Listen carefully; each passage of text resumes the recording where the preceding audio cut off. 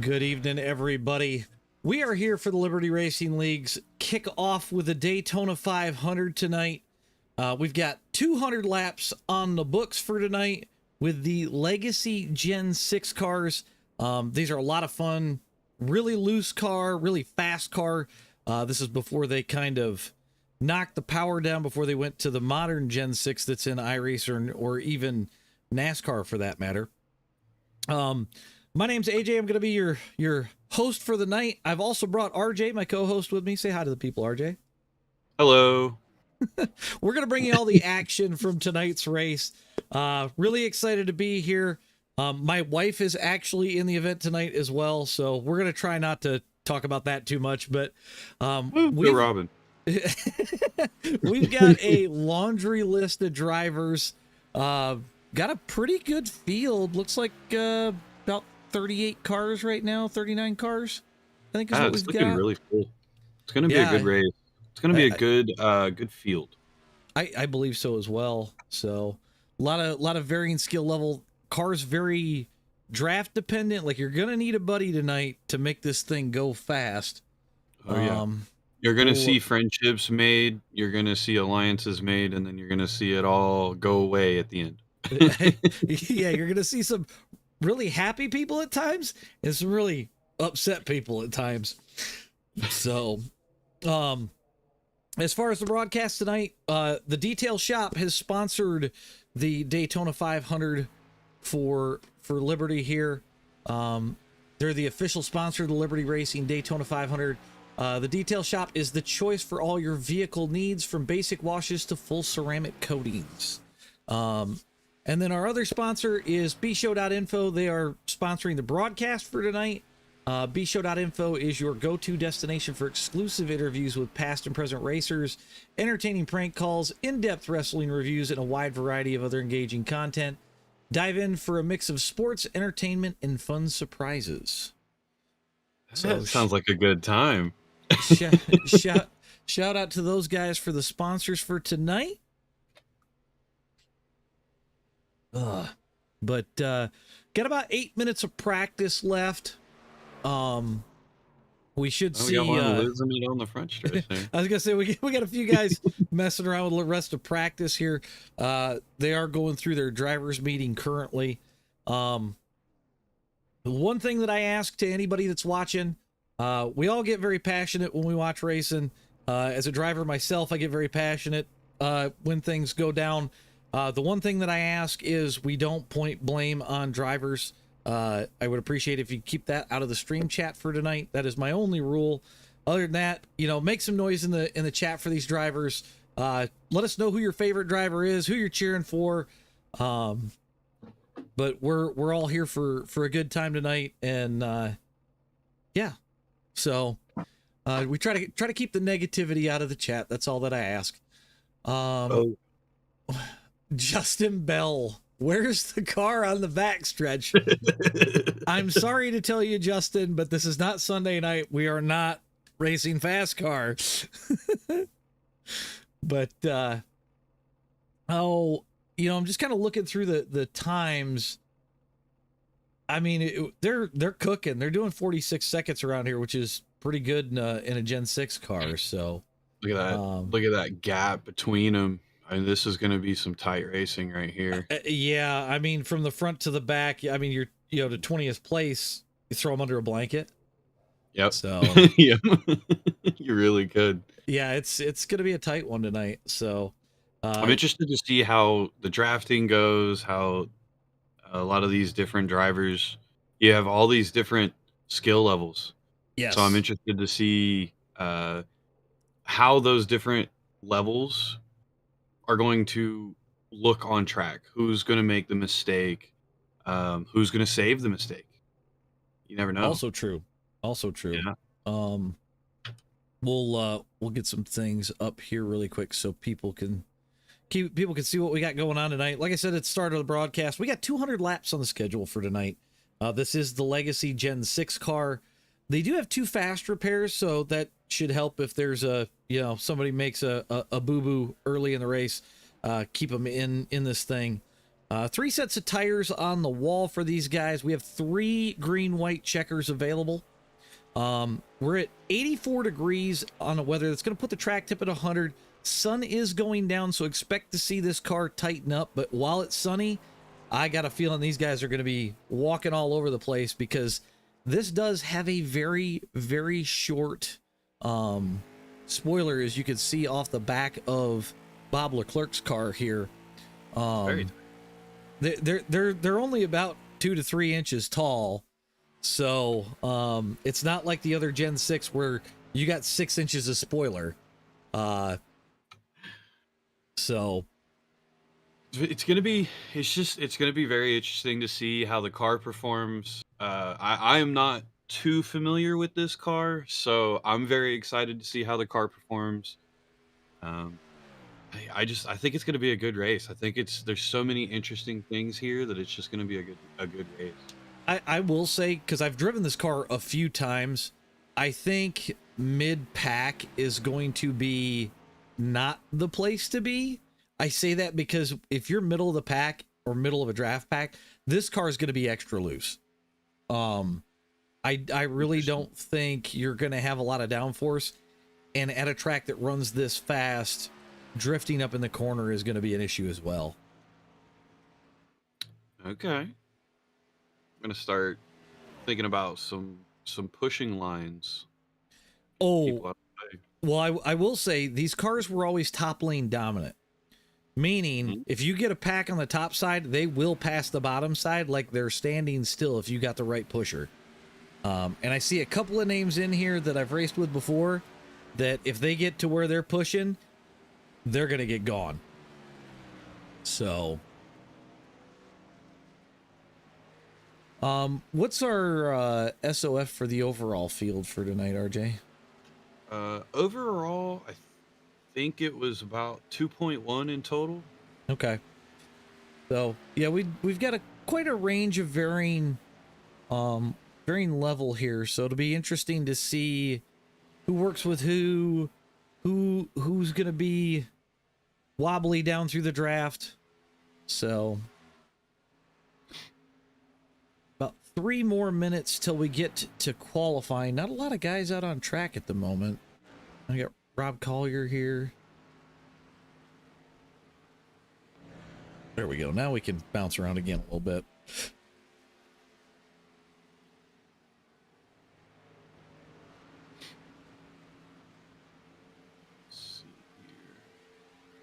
I'm starting to kind of put together who's drafting partners just based on kind of how cars are painted or who's working with who in practice here.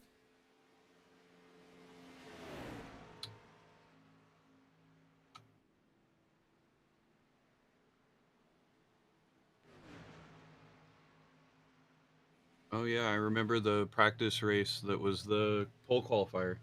Yes, and who did he just say they're putting to the poll tonight? You know, Based I on that missed race? the name. I'm looking to go down through the list here because I don't know if he's in here yet. We might not have our pole sitter.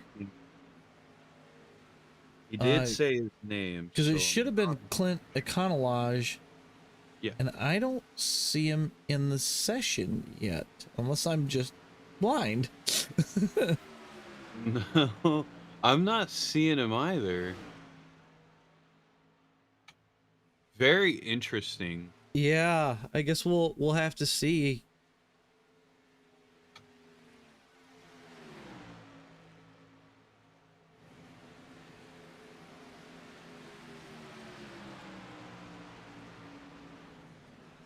We definitely got sparks coming off the car tonight, though. That's gonna be a thing. It's gonna light up the sky when it gets dark out. It's gonna be a nice light show, though. Oh yeah. So Racing's got to have a light show. Now we do have some cool cameras for tonight. I think we might keep this a little old school. When we get to lap 3, we might quiet down. We'll crank up the volume. And do a crank it up for lap 3. Since we are at Daytona, let's do it for Dale, right? Hey, we got to do it for Dale. So we'll wait to show those cameras until we get to that point. But I think lap 3 we're gonna crank it up real loud and really let you guys hear these cars sing. So I'm interested to see how pit strategies are gonna go. The track temp's not overly high. Looks like trap temp's only at about 92. Okay, so we are tapering off then. So I'm very curious to see how that's gonna go. They're 75% on the fuel too. Oh, interesting. So we could be looking at some big pit strategies here.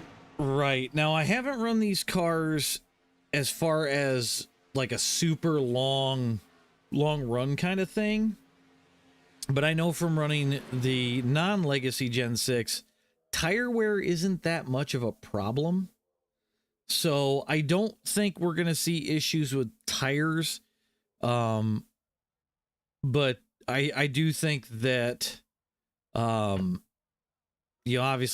fuel strategy, how well you're saving in the draft, all those things are going to come into play tonight as we see my wife headed off of pit road. Stevens Motorsports being represented by 4 drivers tonight. Seriously? Yeah. You got Gary, you got Gabe, you got Robin, and... Oh my God, they even created a chat for it. I didn't even realize that. Well, this is cool. Definitely use this to see kind of maybe what we're going to see for drafting partners. That very well be the case. I also see the Zip Tie Racing team, Kyle Hendricks, Matt Yost, Rob Collier. Got a few other teams in here tonight. Few free agents.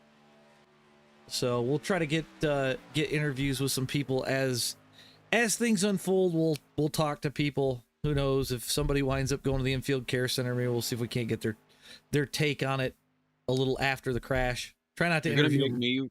You're gonna make me run all the way down to the infield. Get to stepping, buddy. Get to stepping. Knees to chest. Knees to chest. Knees to chest. Get to running. Don't fall. Yeah, don't fall. Oh man. But no, I'm excited to see some good old fashioned Gen 6 racing. I know. Good old fashioned. Well, because okay, we all know the next gen car around this place is not the most thrilling thing to watch. Everybody likes to see the Gen 4. The 87's a handful. The Gen 6 is like that. It's a good balance, especially for a beginner driver, but it's the high horsepower that you get out of a Gen 4 or an 87. They're going to be handfuls. It's I think one of the biggest kind of saving graces that we're going to get here is your tires aren't going to be burning off. Right. Unless you go for a ride. Unless you go for a massive ride. So it's going to be real interesting to see. You got a lot of horsepower. You don't have a ton of temp on the track. You got a lot of cars on the track, a lot of different skill levels, different strategies, different partnerships. It's going to be a show. It's going to be a show, that's for sure. 200 laps. Well, that's the other thing. With 200 laps, there's a lot of racing to be had. Oh, yeah. So you're going to see those guys that are going to push for the front because that's where they want to be. It avoids the wreck. But then you're going to see those guys that want to hang out in the back because they can hopefully avoid the wreck. It's kind of all, what are you comfortable with? Where do you want to be early in the race? Obviously, as we all know, 200 laps, the 190 of it is posturing. Yep. You know, just waiting. You're figuring out who you want to be around, who you want to work with, how you're going to get to the front, and how you're going to win this thing. So, session. Looks like a lot of qualifiers. A lot of good times in qualifying. Yeah, everybody real close. Seeing almost a 2-second difference in lap times, 3-second difference in lap times without drafting. Yeah. So these guys are going to be boogieing. I kind of expected that a little bit. So right now, Joe Thompson, Rick Sanchez, James Meyer, Alex Griffin. Oh, Justin Coleman bumping into 4th. Alex Griffin 5th. Anthony English 6th. Robert Hooligan in 7th. Jared Bolliard in 8th. Luke Underwood 9th. Wesley Hogue 10th. I feel like the Stevens Motorsports team's letting me down a little bit.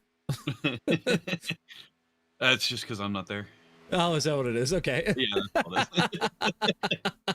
is. You're 2 times not there, so you know. Oh, yeah. Lacking.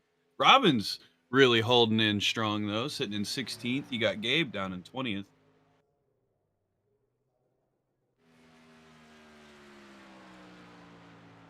We got a few other guys still out there qualifying. That qualifying gap is crazy down through here. Man, 3 guys right at the 49 mark. Yeah. Wow. And it is very tight for the top 3. 0.95, 0.96, 0.97. It's going to be a close race. Yeah, it's going to be a very close race. So, do we have any predictions? First caution? I'm going to say first caution around lap 20, maybe. Oh, you got some faith in them. I'm thinking 10. We're going to see if it stretches out a little bit. We can only hope. Matt Yost coming across the line there. I think we've just got 1 left to qualify. So I think I got Rob Collier still out on track. Looks like a few people decided not to qualify. People that definitely want to sit in the back and play their options. Kyle Hendricks looks like he hasn't qualified yet. He's sitting on pit lane, though. He might not. It looks like him, Mark Mann's coming out. Rob, and Matt all sitting tight together. Qualifying don't matter. It's all about the race. That's funny, Diesel. Nick says lap 5. A lot of these drivers haven't raced around each other much. You might be onto something there, Nick. I didn't think about that. Outside of the recruitment races, you know, a lot of these guys probably have never raced against each other. So, oh, we got a Dukes of Hazzard paint out there. Nice. I like it. I got every episode on DVD. Do you really? I've do. been down to the Cooters Museum, the Cooters Place down in Tennessee. They have a lot of the cars from the show, the memorabilia, stuff like that. It was really cool to see. Yeah. Yeah, I've been to the one in Gatlinburg a long time ago. Yep. It's unfortunately it's no longer there. Yep. 90% of your audience, what's a DVD? Well, it's just, see, kids, it's these laser discs we used to use. As I look over at my VHS collection. Oh, dude, I got a bookshelf upstairs. It's literally nothing but DVDs. So I realized about a year ago, it's like I want to find some physical stuff of the old stuff because I want it. Right. I want to watch it whenever I want. Yep.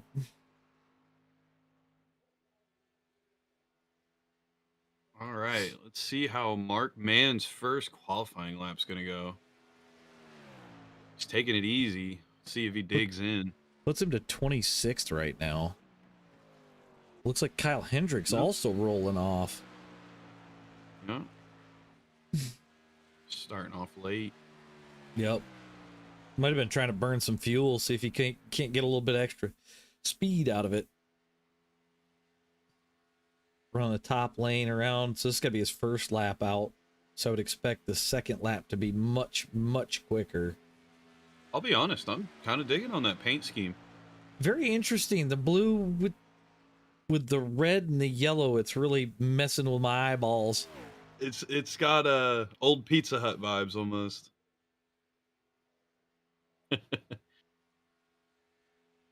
Coming around on his first lap, looks like he's dropping down to the line. So let's see where this burner takes him right here.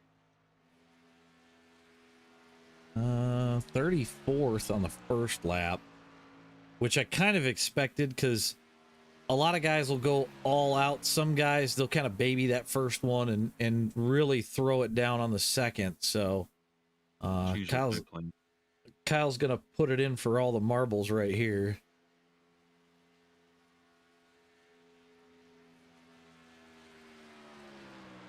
Going into that turn 3 at 184 miles an hour, holding that bottom yellow line. Yeah, this is pretty solid. This is the kind of car you just paint the bottom and shoot it. You know what I mean? Oh yeah. Dipping down onto that apron there. Let's see where he pops up. Qualifies third. Puts it up there with that burner lap. I'm not surprised with Kyle. If there's a guy that if there's a guy that can fly around a super speedway, he's one of the best. So, and I think that sets the field. That sets everybody. So they are going to advance here. Just waiting to see them grid, and then we're gonna move down. We're gonna do the grid a little different than I usually do. I got a little something for that. So once these guys get gridded up, we'll head down the grid the way that I've got it kind of planned here. Who doesn't love a good surprise? I got some different cameras, so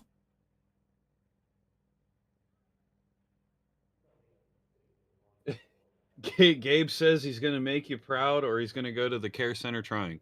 Okay. I'm solid. No typing in the chat. Focus on the race. All right. And put your gloves on, bud. Waiting for a few more of these guys to start gridding.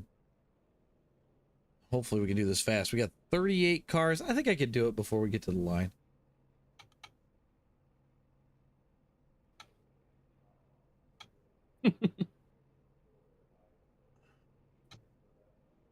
Waiting to see our outside lane grid up here, and then we can get through the rest of it. Okay, cool.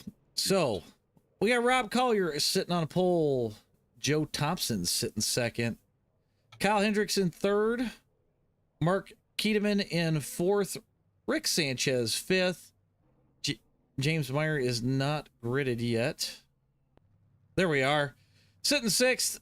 Jason Foskey in seventh. Justin Coleman in eighth. Alex Giffen in ninth. Anthony English is 10th. Robert Hooligan starting 11th. I should put this up too.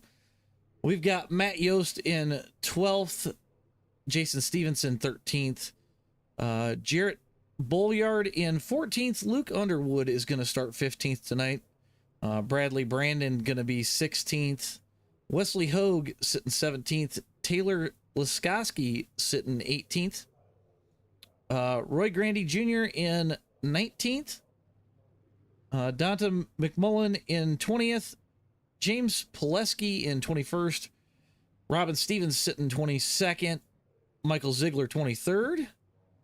Adam Kolakowski in 24th. Bob Leclerc 25th. Dan Witz 25th. Gabriel Griffin 26th. Mark Mann 27th. Chris Klein is 28th. 29th is TJ Floyd. Jimmy Ford in 31st. Brian Wickham in 32nd. Ray Mullendor is 33rd. Gary Freeman Jr. 34th. 35th is going to be Andrew Schroeder Sr. Rick Seabrand's 36th. Jeremy Reed is 37th. And on pit road, Michael Muncy in the 92 car. So He didn't qualify, so I'm very interested to see what his little strategy is that he's got going for himself. It may be to avoid the chaos. That would be my guess. We'll get some things up on screen for you folks. And we're going to get rid of the tower. We'll go with the ticker for right now. We'll get this back to some old school stuff here. Like I said, if we hit lap 3, we're still green. As we come out of 4, me and RJ are going to be quiet for a minute. We'll do lap 3 with a crank it up and let things really sing. Rob Collier going to get ready to kick this thing off. Once the pace car pulls off, we'll be headed green and we'll buckle in for the next couple of hours.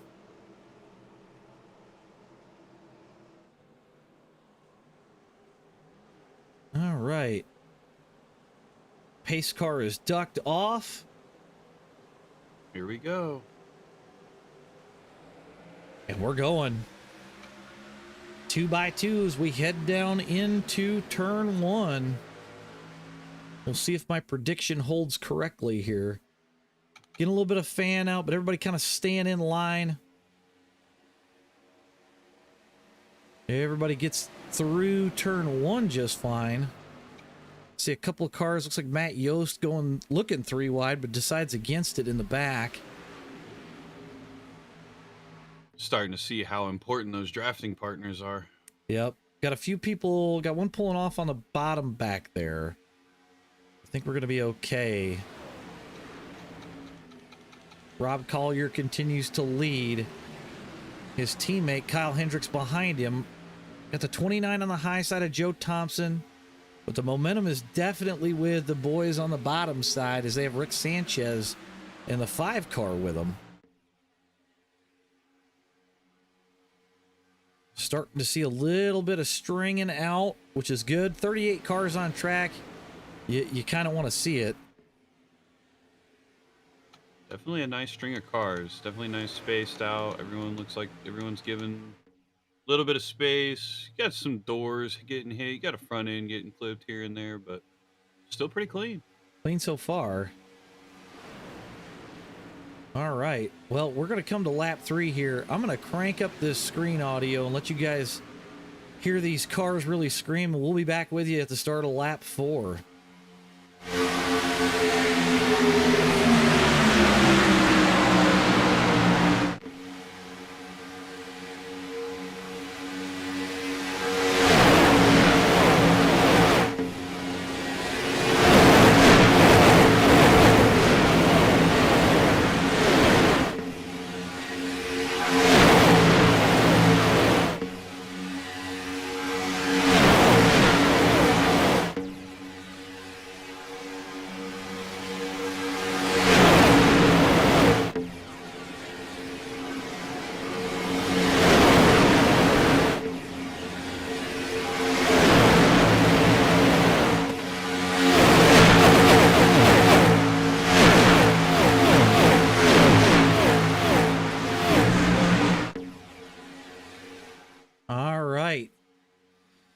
I always like that crank it up segment. Always comes out really nice. At this, my favorite segment.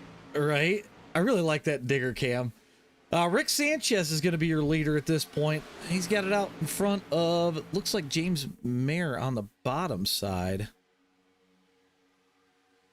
Rob Collier going to lead the top line.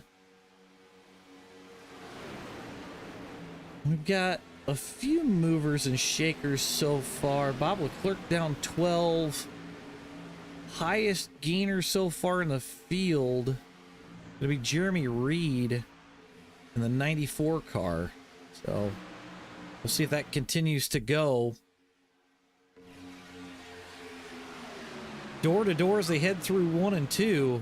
Man, you can see that shower of sparks just pouring off of these cars. Rob's just kind of stuck up there. He's not really making ground, but he's not really losing ground. But is he, the other question is he really pushing it? You know, No way. like I said, they're 75% fuel. So is he kind of holding back, trying to save some fuel, just kind of letting it ride? Because with the side draft, he could really pull that car forward and not have to work as hard. So we'll see what comes of it.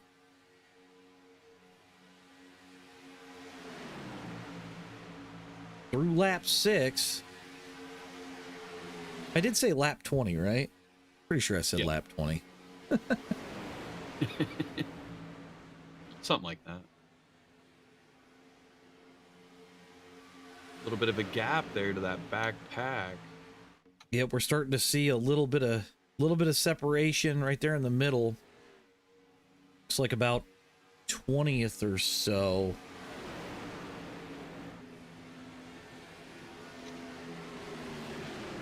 Let's grab off the nose of one of these cars really quick. And you really see what these guys are dealing with. On board with Robert Hooligan. Just kind of painting that line down through the tri-oval.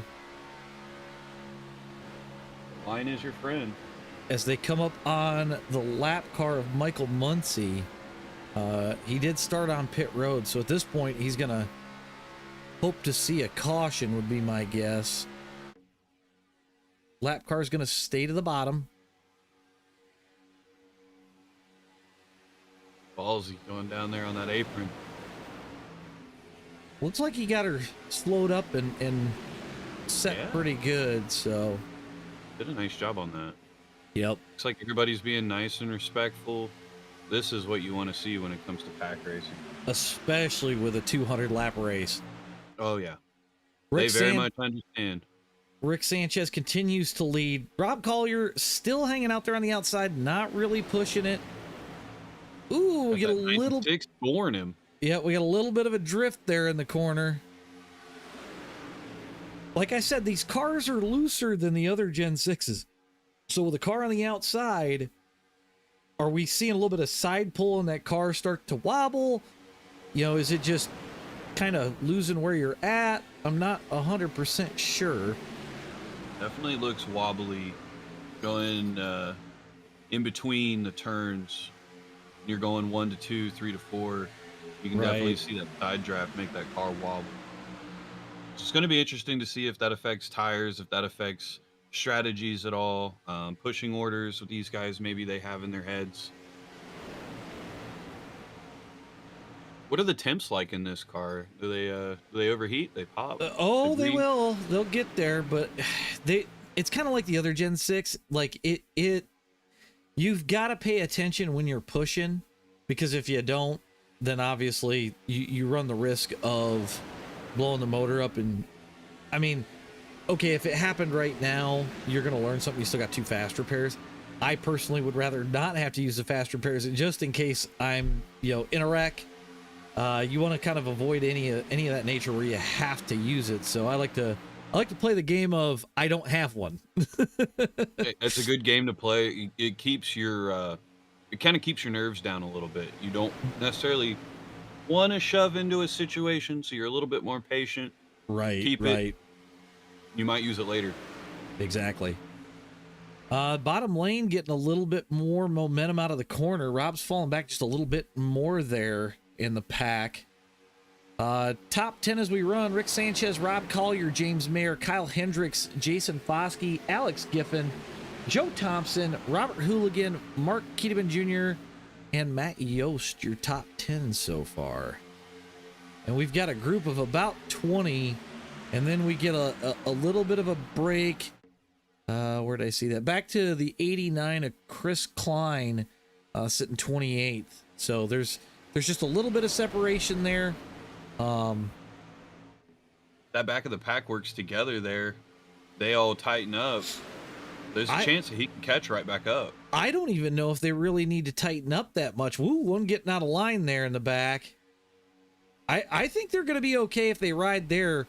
You've got the top about 12 double file. If the wreck's going to come from somewhere, my guess is it's going to be somewhere in this front pack. Somebody's going to drift too high. Oh, no, they're into the wall. They're into the wall hard. That's going to be the yellow flag right there. We're going to come back and look at that. That was definitely the 14 car that I saw. Stevens Motorsports making it through the wreck. I'm going to come back and see.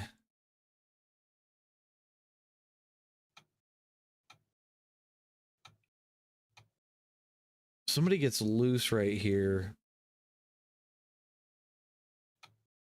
Looks like the 22 behind him gets, or 27, I'm sorry, just gets loose, tries to catch it, catches him in the quarter panel there.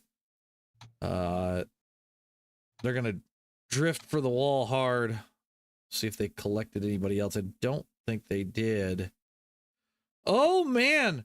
Robin had a very pucker moment. That 33 car headed down through the grass. Yikes. Oh, she went for a ride there. That was close. Yeah, she did. Let's we'll wait for them to get through pit road cycles, and then we might grab one. We might grab Robin here and see. I don't want to interfere with anybody trying to pick, because it sounds like they're trying to get squared away. So Her cockpit view on that was kind of crazy. She did not miss that by much. No, she didn't. So coming into pit lane here, you got a lot of the leaders coming in for their. Think they're going to take tires? Definitely going to take some fuel. Way too early for tires. Fuel only, if it's me. Definitely fuel only. Definitely fuel only is what it looks like. So Rick Sanchez goes into the pits in first, comes out of the pits in first.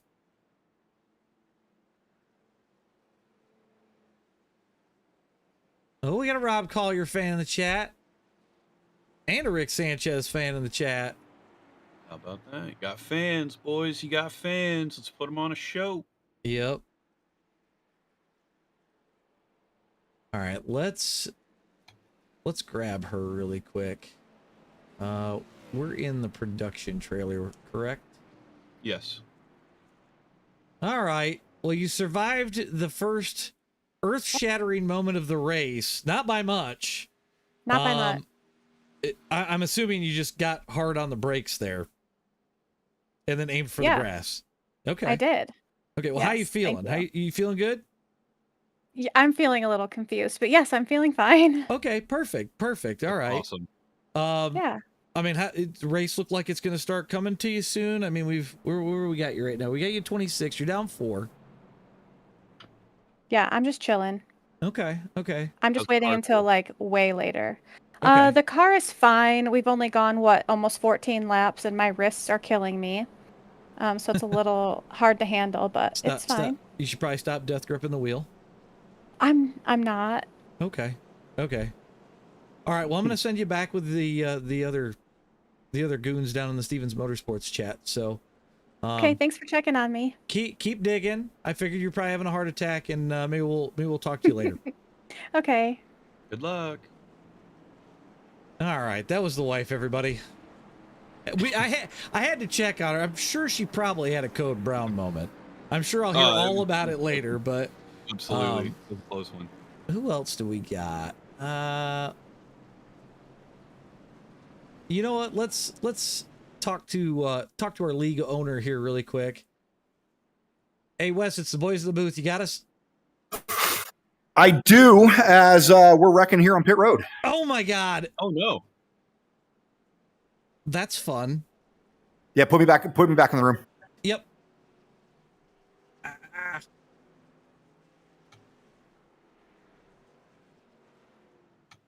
And of course, which one were you? Trying to move him back. Oops. Where was he at? Shit. Let's see. I was trying to get him back to where he was at, which that's what I get for trying to move things. Oh, he just drove right into the back of the 5 car. That's where he was. He was in TO4.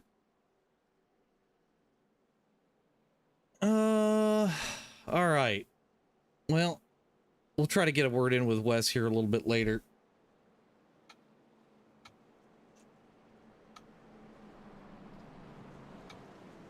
All right. So we've got Rob Collier on the bottom side, Kyle Hendricks on the top side, leading this thing back to green. And then we've got Alex Giffen and Joe Thompson going to be your top 4.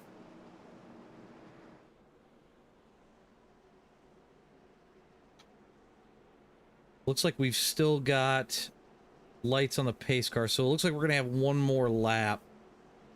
And I'm going to guess due to the wrecked cars that were in the back, yeah, it looks like a few guys headed back down. Looked like there was a wreck coming out of the pits. Yeah, So I bet that affected some drivers. Taylor Laskoski gonna have some front end damage there.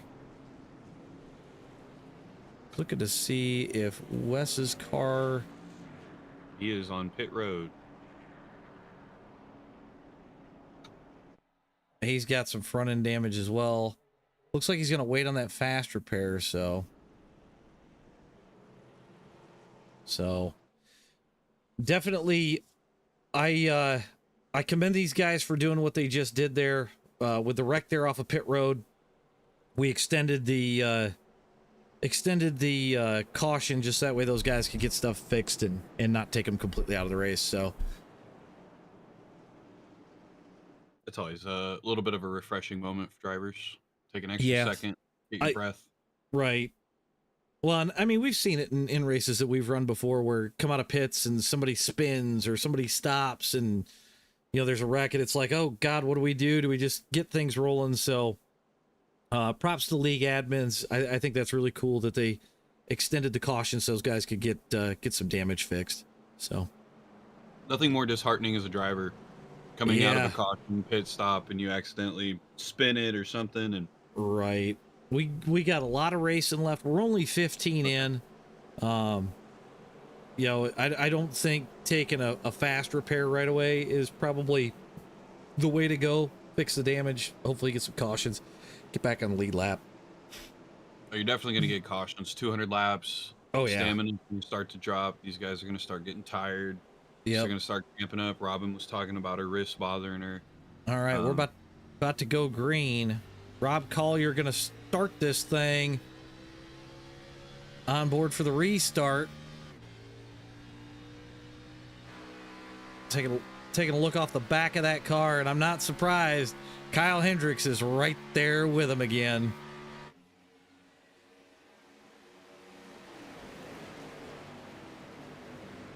They're going to see if they can't get this single filed out a little bit, which probably isn't a bad plan. The more we can single file it out a little bit. Whoa, and the 94 just shot down to the bottom. They're 3 wide almost in the back. Oh. I got to find that real quick. I'm not sure if he just got loose, if there was a bump, but that Bill Elliott tribute paint went flying for the apron. All right, Rob Collier, Kyle Hendricks, Alex Giffen, Mark Ketterman, Joe Thompson, Matt Yost, Robert Hooligan, James Pileski, Jason Stevenson, Jarrett Bolliard, your top 10. Single file all the way back to about 18th, 19th position there. Got Wesley Hogue coming off of pit road. He's going to stay to the bottom. He'll be 2 laps down right now, but still a lot of racing left, like I said. He's going to have to fit in where he can if they let him up.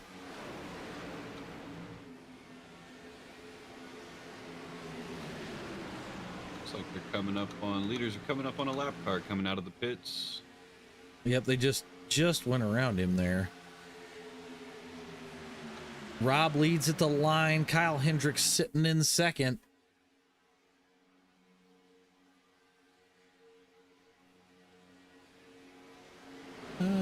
Let's go on board with Matt Yost for a minute. We're going to give you guys a real good look of what this is like around here for a second. We're on the gyro cam. This is always an interesting one. Hopefully Matt doesn't wind up flipping here because it'll make you sick, but you can definitely see. Oh, it's not on the gyro cam. I went to the robot. There's the gyro cam. You really see how much that car pitches over in the corners. 29 car in front of him getting a little squirrely Dan coming out of that I Ford. saw that. Like I said, I don't think I want to be in the middle of the pack in a car. I'd rather be at the front or at the back, so I've got room to really get out of the way if the car gets too loose, all that sort of thing. So I prefer sitting in the back of these little packs like this when you're pushing, you're chasing, but at the same time you want to be mindful, want to watch them, make sure, see if any mistakes can get made that you can capitalize on. Sometimes Right. sitting in the middle of that pack, you're fighting too much, you just kind of lose track of what's going on. Sitting in the back, you can kind of slow yourself down for a second, look around, you take that moment, and then you go for it. It's about patience. Go back here a little bit further. We've got a second pack led by Mark Mann in that Dukes of Hazzard car. They've had a little bit of a breakaway from this pack. See if we can't get forward a little bit, because we've got Jimmy Ford is kind of in that middle zone, slowly catching the back. That second pack needs to get organized, or they're in for a very long race. 3 wide down the back stretch, back down to 2. Yeah, these guys really need to get single file and start working together here. Come back across the start finish line as we start lap 21. Look like we're starting to maybe see a second line trying to form if they can get enough people.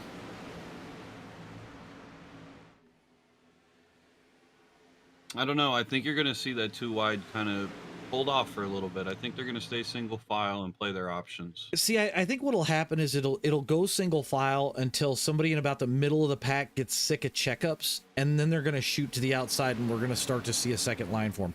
Does that happen right now? I don't think so. I think we see it somewhere around 30, 35 in, because it eventually happens. You just kind of get sick of riding and all of that stuff, and so it'll change some things up. I see Gooch in the chat wanting to see some excitement. He wants to see some racing, he says. I'm thinking If it's me, I'm middle of the pack. If I'm in this big long line, man, I'm saving fuel. Let Rob go ahead and burn up all the fuel out front, and you know, maybe I save a couple of laps, and you know, I can extend it further, and that may pay off later on in the race. So it's nice to see the nice calm early beginnings of the race. You know, we're gonna start seeing. I think we're gonna start seeing some strategies come in play as early as lap 30, lap 40. Right. You're gonna start seeing some games getting played. You're gonna see some partnerships get made. Looks like you got the 47 going on the outside. I see that. That's the 47 of Alex Giffen. He's looking for a teammate to head out there. I don't see it yet. He's hanging on. The side draft will do it. He's trying. Couple of guys looking like they want to go, but not sure yet. It's not close enough. Don't want to lose that pack. Makes sense. Yep, he is just drifting backwards.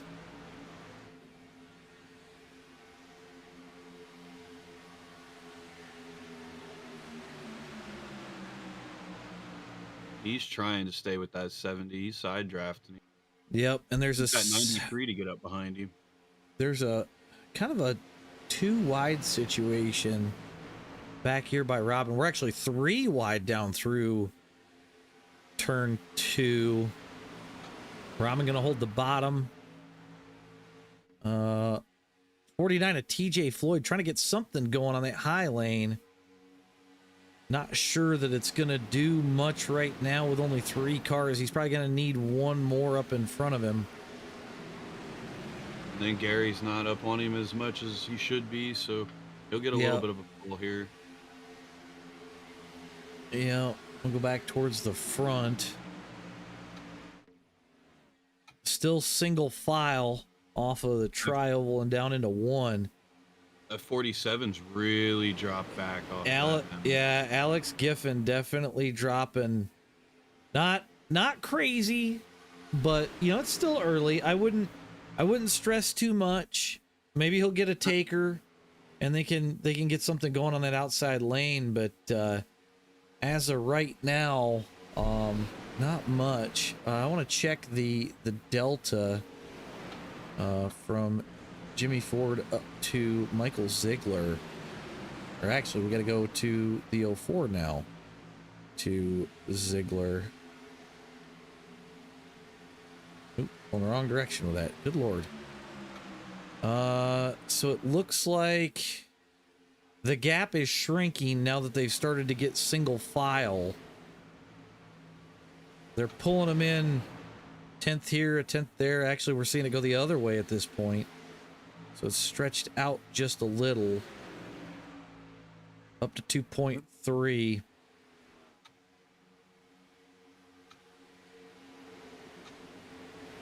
And they're almost down to 2 seconds. If they get this thing within about 1.5, they should be good. Back to the front we go as Rob Collier continues to lead. I am starting to see that second line forming behind the 47.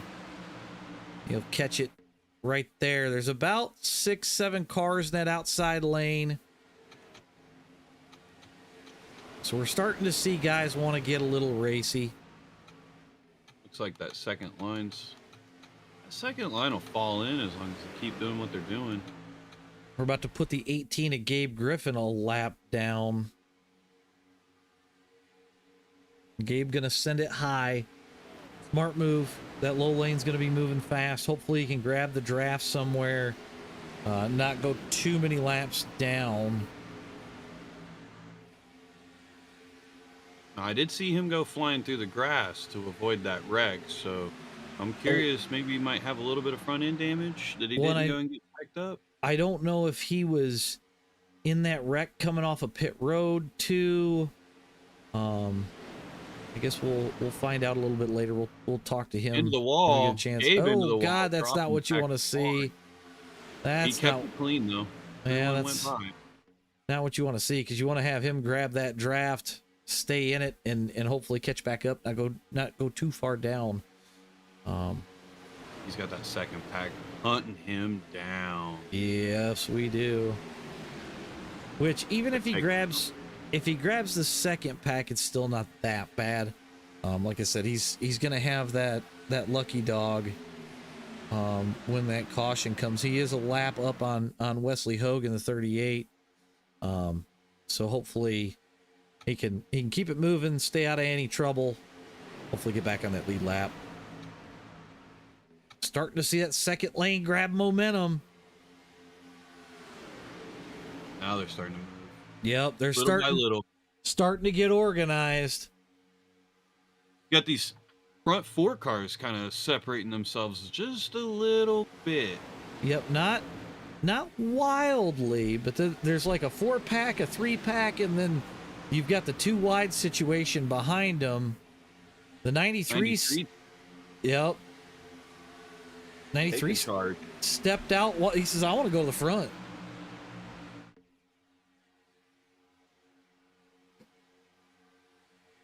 See some green flag pit stops here. Yeah, do you have a car number off of that one? It's whoever is in front of Robin here. Take a look. Looks like Brian Whitcomb in the 59. Yep. That second pack has caught. Hopefully Robin doesn't get hung out to dry too bad off of that, but we'll see what happens. We're starting to get some 2 wide up front. Mark Keteman challenging Rob Collier. It's the 0-2 versus the 2 as we go through the trial moving touch. He says, knock, knock. I want to lead this race. I'm the better 2. Oh, we got a couple in the wall. Look like Gary caught the wall there. We stay green. Robbins bridged the gap for the second group to catch. That's smart on her part. That'll give her a little bit of a boost too. Yep. Yeah, it's the 0-2 versus the 2 as we come off of the corner.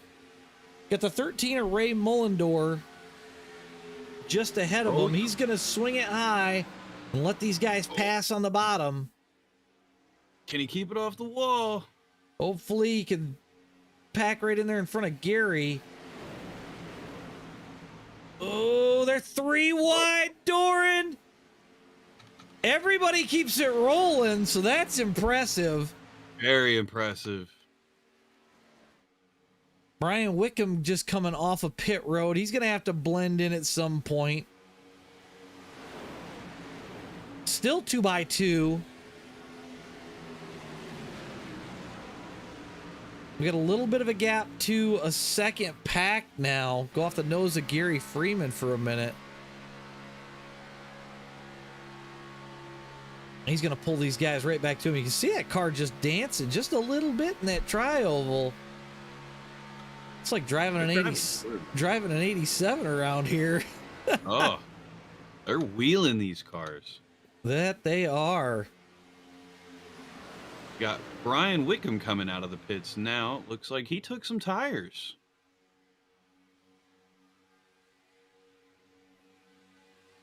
Yeah, it looks like he went back down pit road. So I don't know if he got a meatball for like a damage deal, because he had just come out of pit road, which is interesting. Leaders back down to single file. That outside lane stalled a little bit. Kind of breaking up. Guys checking back into the bottom.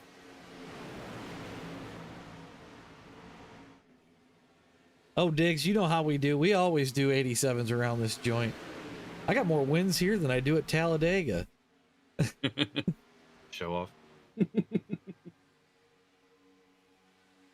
I think the only person might rival me might be the 33 car in this race. Yeah, top line. Well, we do know who the better driver is in the Stephen house. Oh, good Lord. We're not going there. Yeah, we've started to kind of break apart, go back single file. 35 laps in the books. Got the 42 of Bob Leclerc is our next lap car that we're catching. I like what Gooch says. You got to ask yourself, do you want to race or don't you? Makes you wonder if there's drivers sitting in these cars right now just wondering, waiting for their time to drive. See the 2-car side drafting the 70 of Matt Yost back there, trying to get some drive forward, see if he can't get back up to challenge Rob Collier. He's got a 4-car train going on that top side now, so Yeah, but they got to be closer. That 21's got to be right up to that 93 if they're gonna slingshot to the front. they're moving. You got side by side into second place. You got lap car coming in on the top side. They're gonna squeeze their way through. Yep, just need Bob to hold the high line there, and they should make it by him. Bounced off the wall a little bit, getting squirrely, coming out of 2, and he kept it together. Top line is pushing 2 versus 2. Let's see how this rolls coming out of 4. I've got the 44 just crashed a second ago. We'll go take a look at that real quick. Oh, man! Gotta roll that back. Looks like the 13 just catches the 44. He goes sideways. No caution for that. Back up to the front we go. Rob Collier continuing to lead. Such a hard hit. Looks like the 96 might have been involved with that. Hopefully he doesn't have front end damage. I think the 44 had to tow on that one. I think it popped the motor. So we got a 2x2 train up front. We've got a little bit of a group behind this group, which they looked like they were single file here just a second ago. So I anticipate that second group catching rather quickly.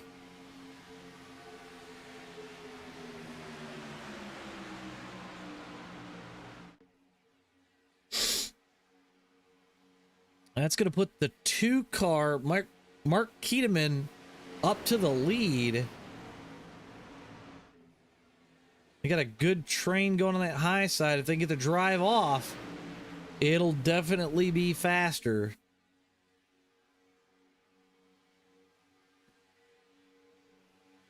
I like how respectful these guys are being to each other on their radio. As a racer, that goes a long way. Yeah. You get in these long races, and you know, racers will be racers, radios are radios, but at the same time, like, it's nice to have some niceness over the radio.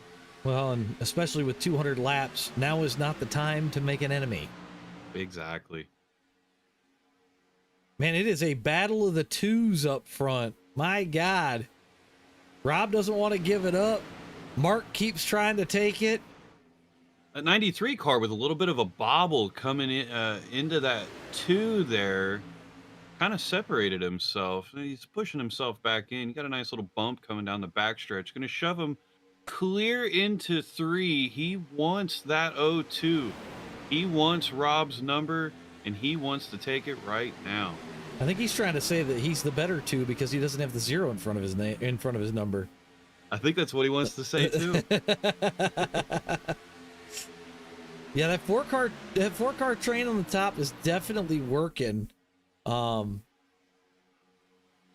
kind of curious as to where we start to see pit stops as the 2 bobbles there in the corner. They're going to slow up just a touch, hopefully get the drive out here and pull right up alongside of Rob and Kyle on the bottom.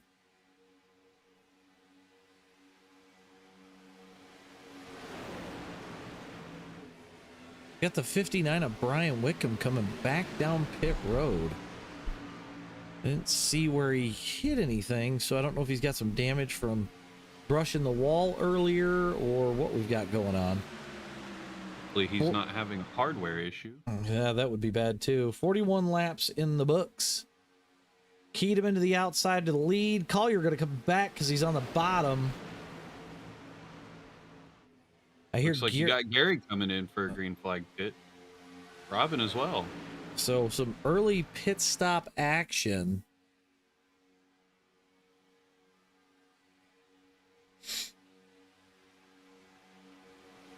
We'll see who else comes with him in a second.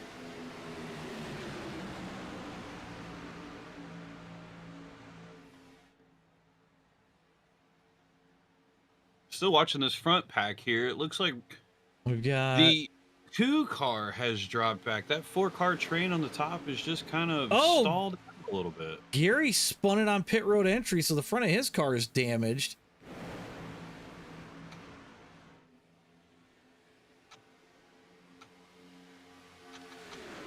We got another one headed to pit road. I think I heard the 49 call out that he's coming. Oh, it looks like Gary might have got the money shift, or maybe his brake bias was a little wrong. That'll get you if you're not careful. That will get you every time. He took the fast repair. Looks like he's going to come out with Robin pretty quickly. Got a few more peeling off last second kind of thing. So that's going to put the 126. So Hooligan, Underwood, Floyd, Stevenson, Witt, Ziegler, all on pit road.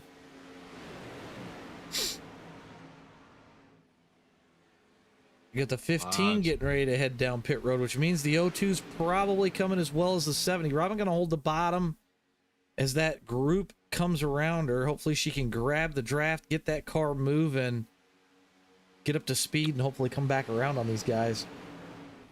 So you're leading a race. You're 40, 50 laps in. You got 200 laps. You know you need a green flag pit. What's going through your mind in the lead? You got Rob Collier, the leader, with the 15 car, the 47. Everybody's coming into pit from that front pack. The 47 locked it up. Except for the 97 of Jarrett Bulliard. He's going to stay out. That's all by ballsy. himself. I think I would have pitted here. Looks like I don't everybody know. hit the pit boxes pretty well. We got somebody spun off pit road. That was the 17 car, Jacob Stevenson. Got the 29 car taking tires. He took 2 right side tires. That will help you get off of pit road. Looks like the 15 car and the 2 car coming out leading off of pit Well, road. your leader's headed down pit road right now. You've got Mark Mann, who hasn't pitted yet. That whole second group is coming down pit road.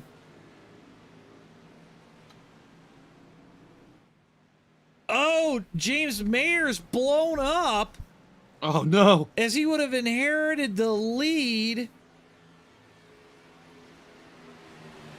Taylor Laskowski is coming around. He's headed down pit road as well. So as we cycle out, that puts Kyle Hendricks to the lead after he passes the 97, which just came off of pit road. So if we go off the gearbox of him, you're going to see the leaders. You can see him just under that track map.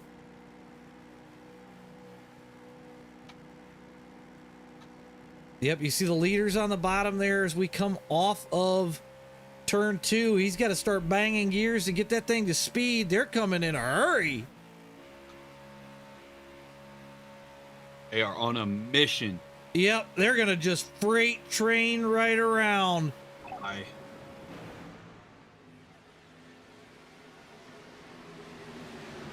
So we've got a, what about a 6-car pack up front.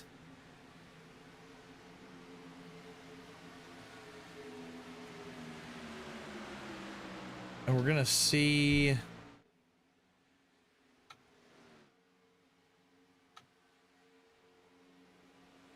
Yep, they're around Bulliard. Bulliard is losing considerably.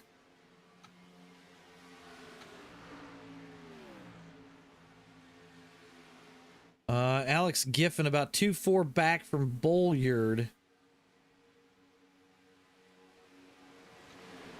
And he has lost the pack in front of him.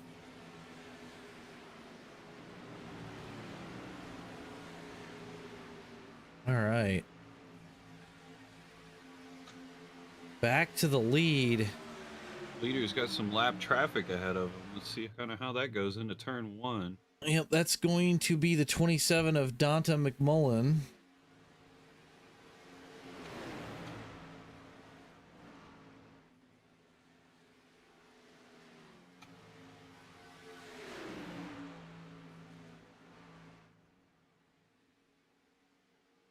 So Kyle Hendricks, your leader. Rob Collier sitting in second.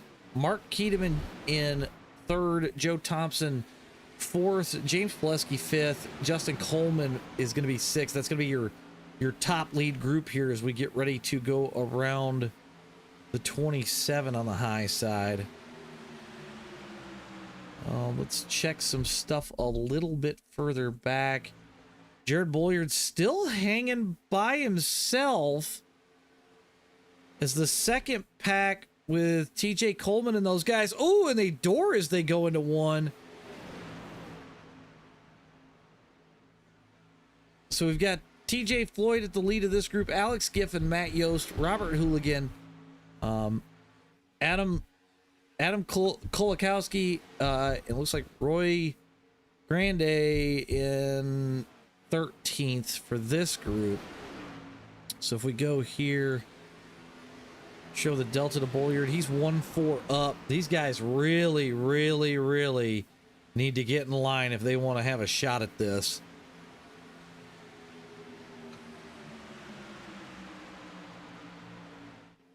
If we move to Bolliard, just so we've got an idea, 5 seconds up to that lead pack. These boys need to push and need to push now.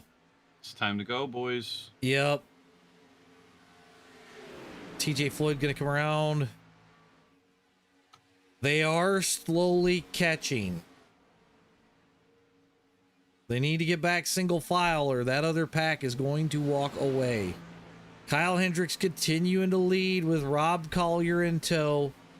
At this point, if it's me and I'm in this lead pack, I am cruising.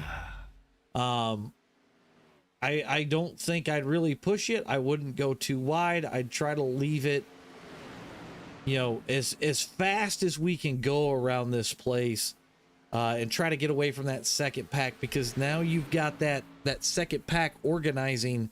And I have a feeling we're going to see those guys catching more and more. They lost a little bit of time while they got reorganized, but they are gaining that back. I think it'll take a little bit of time. They got to stay tighter than this though, or they're going to lose that opportunity. Just got to get that's pretty much it. A little bit further back in the pack, we got Michael Ziegler, Luke Underwood in a 2-car pack, and they are definitely losing to the cars in front. Andrew Schroeder leads a 4-car pack with Mark Mann, Jason Foskey, Jeremy Reed, and then we've got another smaller pack which really isn't that far from going a lap down here, about a half a lap back. We've got Robin leading that pack with Rick Seabrans and James Meyer in it. And then Rick Sanchez leads pretty much the backpack with Jason Stevenson, Taylor Laskowski, Gary Freeman, Dante McCollum, Christopher Klein, Dan Witt. Your top 30 there. So back up to the front. Let's settle in for a little bit. We'll watch some inside the car action. Go off the roll bar here with Joe Thompson. You can see that sun's really starting to play a factor in 3 and 4 now. It is. That's blinding you through 3 and 4. Looks like the front 23 cars are on the lead lap. Yes. Yep, that is 100% true. A lot of people 1 lap down. You know, if another caution pops out, you're going to see some of those people. You're going to get a lucky dog candidate. Somebody's going to get their chance again. Yep. And we are starting to close in on Gary with that front end damage from earlier. I know he's trying not to probably use the fast repair, but you know, I think that early pitting under green, I think I'd have taken it. I would have taken it, especially with having multiple fast repairs. It's not Yeah. something that you really want to do, but sacrificing your early race just to save a fast repair under Yeah. that much damage, I don't know. I'd have probably taken it. Well, Gary's right front tire is hanging out pretty good. I mean, he's got to be in a draft pack, or otherwise he's not going anywhere. Hopefully, he can grab onto these guys and maybe pull forward a little bit, but I think he's going to lose them pretty quick here. Yeah, it looks like they've already freight trained around him. Yep, they left him in the dust, which is not good, because as they get up to the next two lap cars, which we've got, looks like one headed down pit road. That's Jimmy Ford. And they're going to pass the 59 of Brian Wickham here. I mean, Gary's the first car lap down currently. But you know, you got to have a caution to have that play into your favor right now. And unfortunately, I don't see that coming right away. You know, maybe we'll see it out of one of the groups trying to really push, or, you know, they get into a lap car. But right now, I don't see a mistake happening from the leaders. They're two in line, they're two in sync, and they're definitely going here. They're definitely locked into their grooves. I think, you know, we're crossing the line into 56. I think everybody's just going to kind of sit in their groove. They're going to kind of play their options. They're just going to play a little bit of a waiting game. I think if they're smart, everybody's relatively on that 10 to 12 laps on their tires from the pit stop stint. So you're still going to have a little bit of that pushing, but I think I think the comfort's still there. I think once you start seeing that, maybe that lap 150, 125 range, that's where you're going to start seeing some bigger moves made. I think they're just sitting in their grooves, being comfortable, waiting to see what happens. Track has cooled off a little bit, so we'll see if that's a factor as well. Yep, and I'm just looking here at this second pack. They're losing. They're down. They were at 6 seconds last we checked. They're down to 9 at this point. I'm just seeing a lot of movement and not a whole lot of in line. I've seen some too wide out of this group, so we'll have to keep an eye on that as the race goes. I've definitely been in that situation as a racer myself, being in that backpack. You have that a little bit of that mentality of, you know, we got to get moving, we got to work together, but at the same time, you kind of have to think like maybe that guy in front of you doesn't have that same mentality, right. And then you just wind up playing like almost mind games. A little bit. And you kind of, I feel like I feel like you get to a point where you get complacent, right? You're like, yes, man, I'm just riding and this sucks and I just want to race, but you pretty much have to stay the course, because unfortunately you've kind of made a bed and you've got to lay in it to a degree, which makes it tough. But looks like we have our first disconnect. Gary Freeman. Yeah, I kind of wondered with the amount of damage that he had there, how long he was going to try to hang on to that. But 58 laps in, we've only had one caution. I'm really impressed with the driving. Everything seems to be, you know, rolling real smooth here for the Liberty Racing League. First race of the season for these guys. So if this is their first race, it's going to be a heck of a season. These guys got a lot of racing ahead of them. They got a lot of good racers too. Yeah, absolutely. I've been very impressed watching what I've seen so far. I mean, obviously you're always going to have those one-offs, you drop the draft sort of thing. But overall, very clean, very respectful racing series. And you can't ask for anything better, right? You know, right. And go ahead. Well, I was just going to say, what may seem boring to some people, I tell you what, I've been in some leagues that are wild and crazy. So it's kind of refreshing to see a league go like this. So what's really kind of crazy to me is I'm sitting here looking at these iRating pack. You have a 2.8, a 4.2, a 5.5, a 4.7, and a 3.9. You have big skill gap there, and they've just slid right in with each other. They're being patient with each other. They're working together. It's really nice to see. Yeah. Well, as we've come to find out, iRating isn't everything these days. Absolutely. Come back to this second group here. I just want to see. Yeah, they're down 12 seconds. They've lost 3 seconds since we last checked on them here.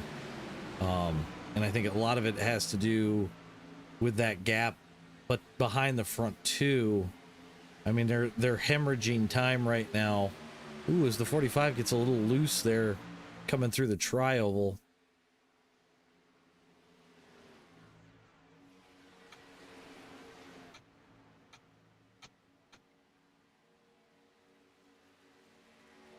Kyle Hendricks continues to lead. His teammate Rob Collier in tow. And then we've got Mark Ketterman, Joe Thompson, James Pileski, Justin Coleman, your top 6. All right in a line. Oh, we got Trailer Park Dude in the chat, checking in with us. Last season's champion. I knew I seen earlier he couldn't make it tonight, but so far so good. Only one caution, so that's nice to see.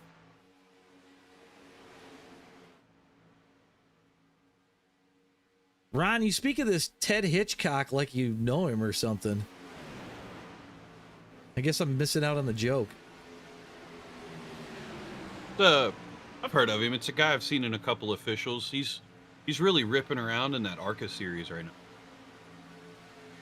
Where the hell did you hear about this guy? I saw him in an official.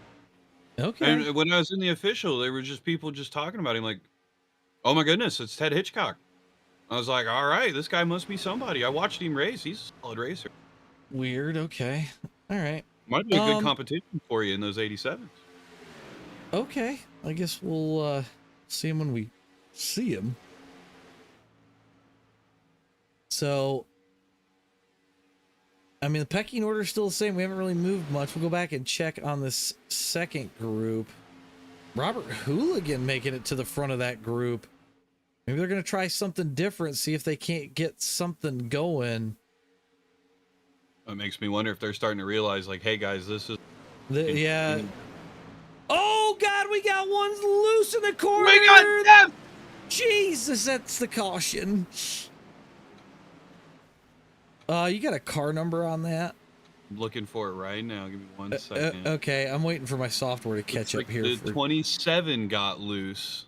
If my software wants to play nice. Go back here. You said that was the 27? Yeah, McMullen. We're gonna roll this back for just a second. So he went high coming into turn 3. Yep, then caught the apron, tried to catch it, did a pretty decent job until he got touched. And that's going to wreck 5 or 6 cars right there. Couple of cars getting some small damage after the fact. 94 did a nice little dodge there at the end. I saw that, so... All right, well, they're going to catch the pace car. We've got some guys that are going to have to... come all the way around. Everybody in front of Rob's going to come all the way around. I'm going to step away and leave RJ to handle this for just a minute here. I am going to grab something to drink, and I will be right back.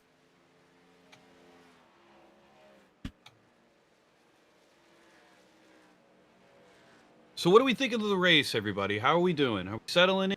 Are we having fun? What do you got prediction-wise? Anybody have any more predictions?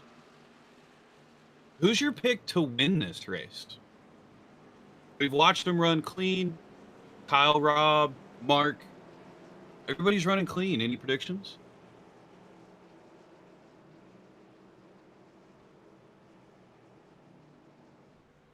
Weasel saying Robin's going to win this. I believe Robin's. She's in 20th right now, but she's got some work. She can do good. Okay, we got Rob fans. Rob's definitely a solid racer. Looks like everybody is going into the pits. Go down through this list and double check that. Somebody stayed.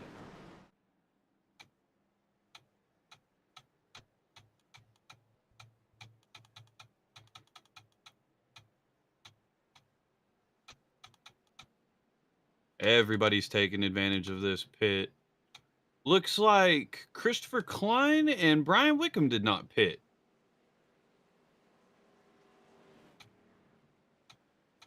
We've got a few guys that stayed out trying to get a wave around here. I think that's what they're doing, yeah. All right. Yeah, Majority of the field pit taking advantage of it. I see some grabbing tires. You got some grabbing fuel. We're going to catch the pace car here. Yeah, I think we got a couple of guys getting ready to take a wave around. Let's grab our Trailer Park dude said he's going to be back next week. I like he's it. coming I like for it. his title. If you haven't seen his stuff on TikTok, you got to go watch it. Dude's funny. I really like his stuff. Check it out for sure. So, all right, we're gonna grab Rob Collier for a second here. Rob, it's the boys in the booth. You got us? Yep. So you and Kyle have been trading this lead back and forth. What's the plan here? We're not quite halfway. You think you got enough in the tank to win this thing? I sure hope so. And the plan is just to stay up here. just stay out of trouble and stay at the front. Exactly. Well, I mean, it's a solid plan and it's been working so far. Yeah, we were pretty bummed that second pack decided to just wreck themselves for whatever reason. From what I saw from the replay, it looked like a lap car went high, brushed the wall, and then that's what kind of started it all off. So, but I will. I see you guys are getting ready to line up for green here, so I'm gonna go ahead and send you back down to where you were at. And good luck on the rest of the race, buddy. All right, thanks, man. You guys have a good one. All right, that's your leader. Looks like they're lining up into their double lines. Yep. So we're gonna have Rob Collier on the inside. His teammate Kyle Hendricks is gonna be up on the high side. So hopefully they get back in line. And then we've got Mark Keeteman Jr., Justin Coleman, Joe Thompson, Robert Hooligan, James Pileski, Matt Yost, Alex Giffen, and Adam Kolakowski, your top 10. Mover of the race so far, Andrew Schroeder in that 48 car. He's up 8, or actually, I'm sorry, I misspoke. Jeremy Reed in the 94 in that Bill Elliott Batmobile paint scheme, up 25 positions from start. That's some driving right there. Yeah, that's staying out of trouble, moving forward. Looks like we've got 26 cars still on the lead lap. A couple of these guys took a wave around, so we'll see how that plays out. Obviously, that's going to bunch everybody back together. And you know what they say? Cautions breed cautions. Absolutely. Everyone's going to start getting a little itchy. Everyone's going to want to try to push it here, push it there, and we'll see how it goes. They were clean for the first few laps of this race. Let's see if we can get another good stint out of it. Getting ready to go green flag. We almost had 2 good stints in there, so. Yeah, absolutely. They need to tighten up a little bit, and Rob is off. He ain't wasting any time getting into the restart zone and going. Absolutely not. Now, here's the question. Do you think with that 15 car, his teammate of Kyle Hendricks being up there, you think that's going to bother him at all? No. I think, and as we just saw Rob do, he went up to pull Kyle forward, and Rob's good. I've raced Rob many times. You know, he's good at manipulating the draft. Kyle's really good at it too. I think we're going to see these guys kind of fall back in line. If that front pack starts to work together again, I don't see how they don't start to walk these guys a little bit more. and see if they can't get separated. So We're definitely gonna push. we're single file pretty much all the way back. See if I can't go to the blimp. I always kind of like this view too. I'm watching the blimp view. That's what I've been using. Makes it really easy. See if we can't move back a little bit further, get a little bit more of the shot.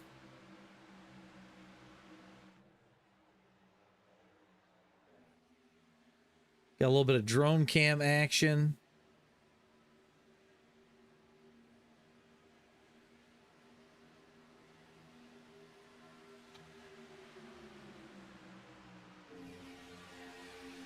Yeah, they're single file all the way back, it looks like. Go back by Robin.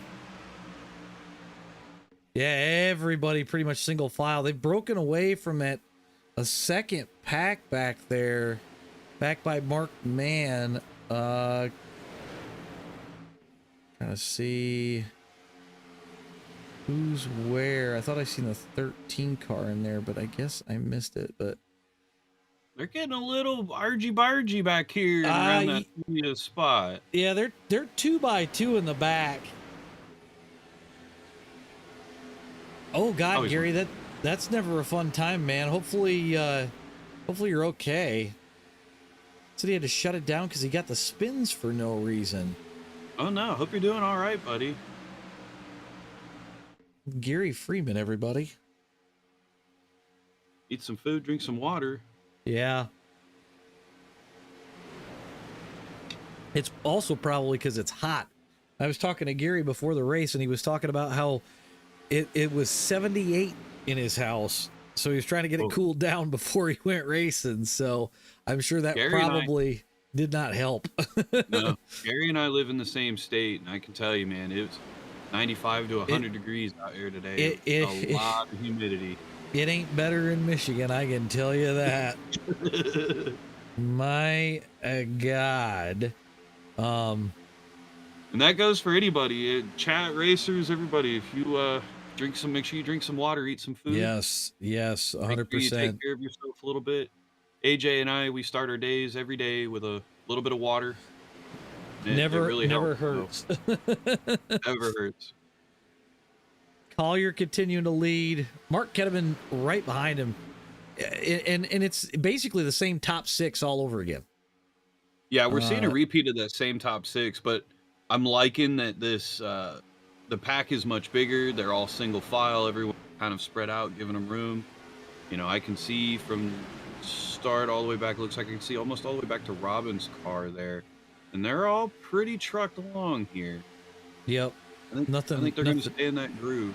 Nothing too crazy on the spread. Daryl saying the heat index was 110 degrees today. When I saw that Aaron just put it was 150 degrees in his car at lunch with the windows open. Wow, that's hot. Oh my God. Gary, slam some water, man. Go find some Gatorade. Oh, what did I just see in the back coming off of 2 there? Did you see anything? I can look at that really quick. I just saw a shower of pixels.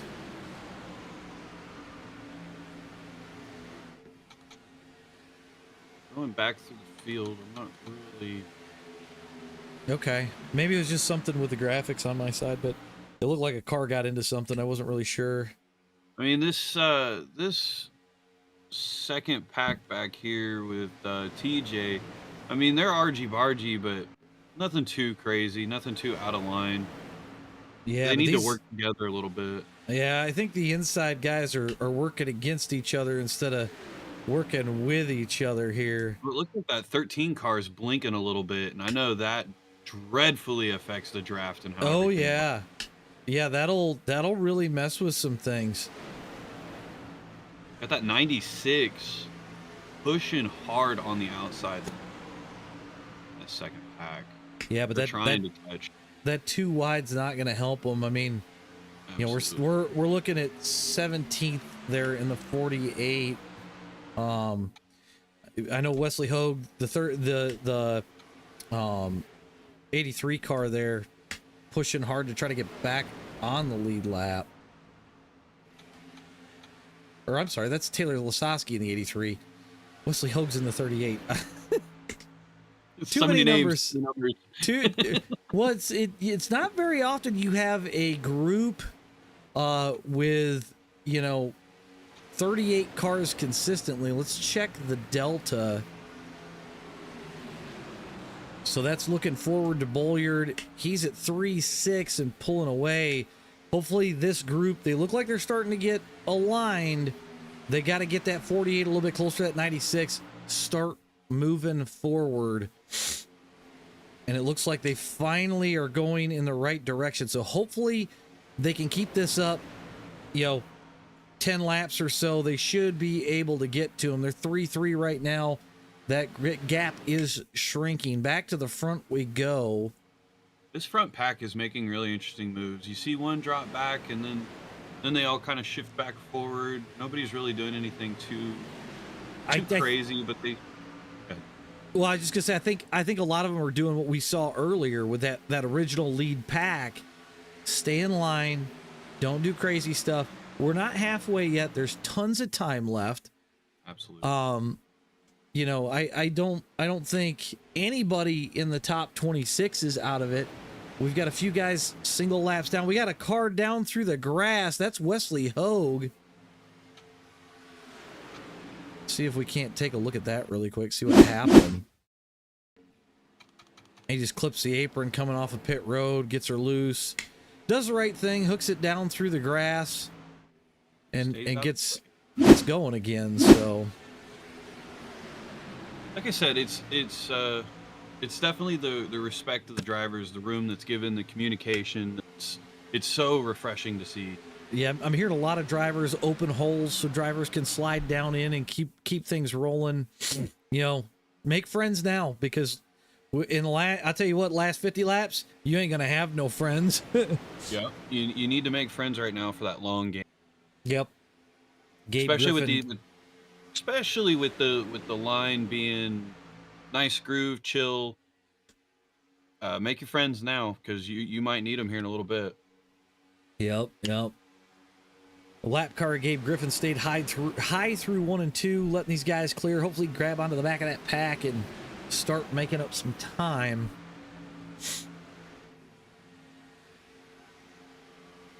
I tell you what, I almost ran in this league, and then Robin talked me into broadcasting, and spent a good couple of weeks talking to Wes about doing this event for him, and we may be doing some others for him as well.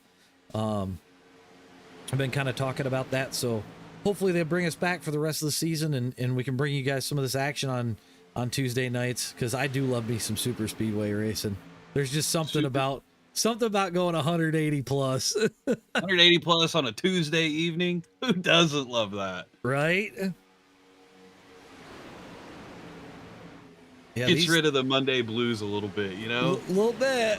We're going to come back here to Laskoski, and we're at 3-2 right now.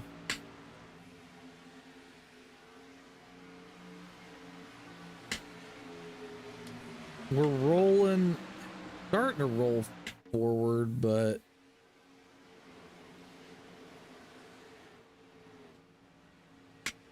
we'll go back to the front. Rob Collier, 190 miles an hour coming off it. Let's go off the gyro cam of Mr. Ziegler here. Michael Ziegler down through 3 and 4. That shower of sparks just looks nuts. There would be nothing left of the bottom of these cars. No, that's like, I get that they're legacy cars, but iRacing should still do some updates from time to time. Oh, we got a safety car. We got a yellow. Let's go find out what that's about. Oh God, is there crashing down through 3 and 4? Looks like that was TJ Floyd. We're gonna change camera angles. He's already spun as we come out of the corner. See what happened. What caused that? There was a big I'm not real sure. I get this Did he rolling. blow his engine? Pushing too hard, maybe? Oh, I yeah, there's a think he puff of blew his smoke and engine. it blew up. Yeah. Yeah, just push until she got too hot. And then I think there was a wreck after the caution came out. I'm going to look. Yeah, James Meyer. Oh! Yeah, it was while they tried to clear all of that.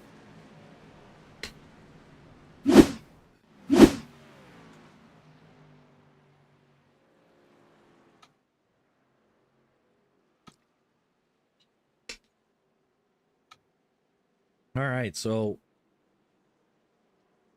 Like you said, cautions cause cautions. that's yeah. Although this wasn't like a wreck deal. It was literally the car just went bang, and you know, all momentum's lost at that point, and the car behind you is gonna hit you, and you're gonna go around. So, Well, that definitely answers my question from earlier. Do these pop? you got to be careful, and the worst part is the only way to get them to come back down is you have to sneak to the right side. You can sneak to the left, but it doesn't drop the temperature like sneaking to the high side does. So Leaders coming into pit road, it looks like a lot of people are going to be taking advantage of this. Again, let's see if our leader Rob takes tires. Only been 16 laps. I wouldn't take tires. It doesn't really beat the crap out of these too bad. We got a few. Oh, he's taking tires. Is he? He's taking left tires. Maybe it's getting a little squirrely. Left sides would tighten it up a little bit. He's taking a few left side tires, but it looks like this pack's coming right back out. Yep. So we got a few guys that are going to take a wave around here. You still have a few 1 lap down cars, and they definitely are going to want to get their chance to get back in this race. So definitely going to start seeing that. Darren, I would concur. This has been some very good, very clean, very respectable racing. Wesley's definitely got a good ship here.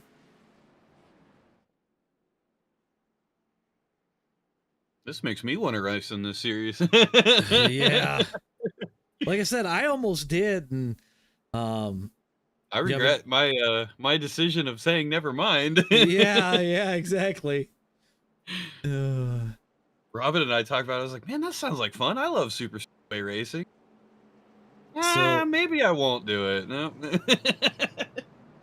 So it looks like everybody in front of Rob is going to take a wave around unless somebody pits here, but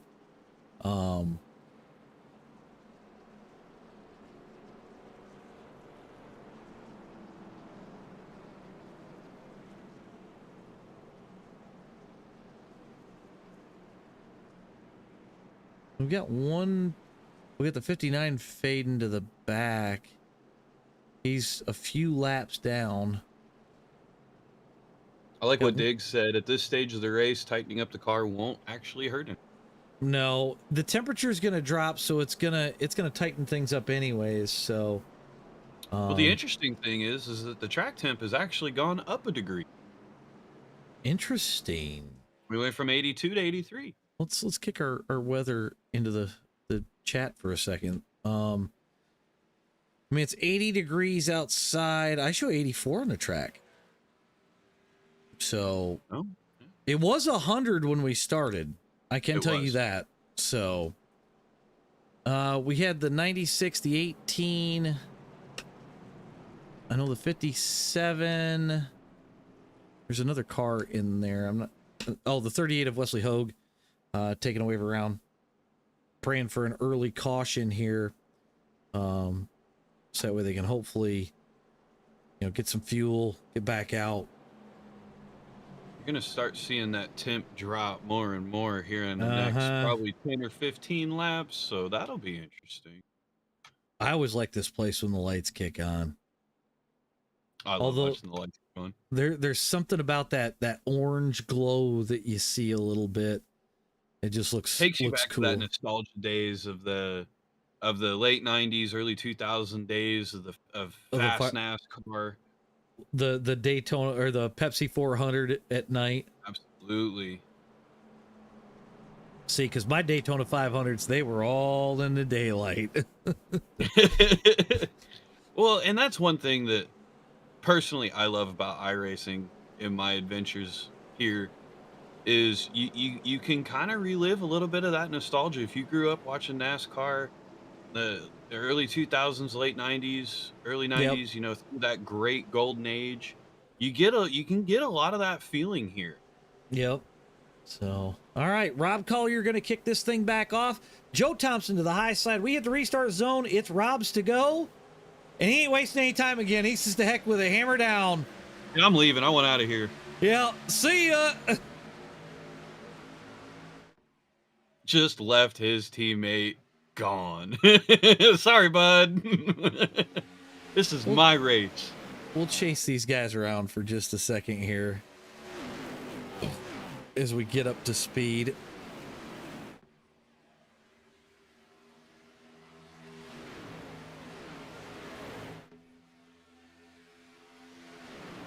Guys, Diggs has been watching NASCAR since the Daytona 500 in 1979.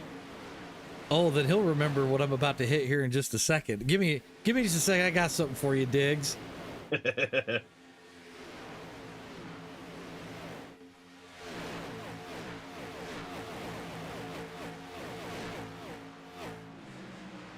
So he'll remember. And there's a fight. They're angry. They know they have lost. My dad watched that on a black and white TV. Wow. Crazy how times have changed. Yep. Looks like you got the 83 car of Taylor blinking just a little bit. And they've kind of dropped that second pack off a little bit.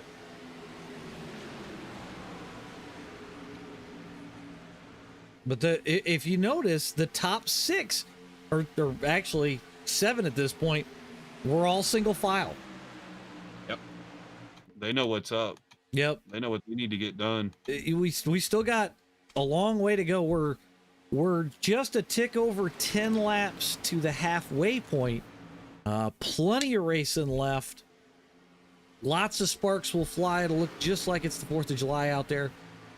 So we haven't checked in with Robin off the nose of her car for just a second here. If I don't get the wife enough airtime, I swear. Oh man, and they touch in front of her. 3 wide. She said to hell with it. I'm going 3 wide. She wants away from this. Back down to 2.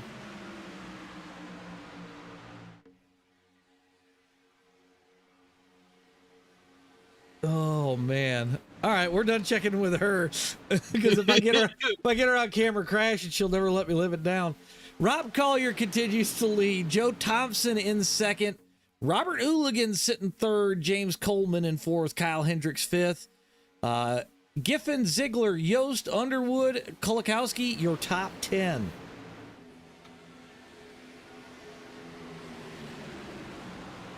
Let's go on board with somebody we haven't. Maybe we'll go off the nose of the 21 machine. Luke Underwood up 6 positions from start. He's sitting in 9th.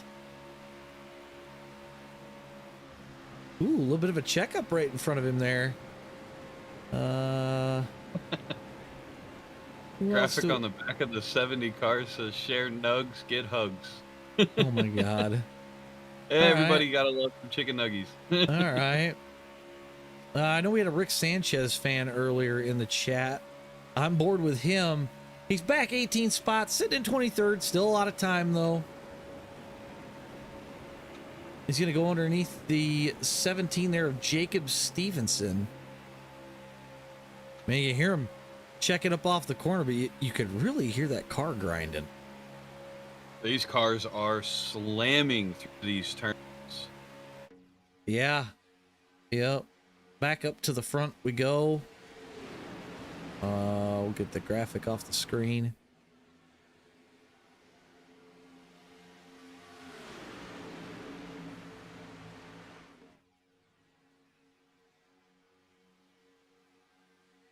Single file all the way back. There's not a car out of line, folks. Which is kind of wild when you think about it. every one of these thought it's time to go. We need to sit in line. Just ride, save fuel, especially if you're one of those cars that took a wave around. You know, saving fuel right now is going to be the name of the game. Looks like we've got the 13 car Ray Mullendor on pit road still. I just happened to notice that.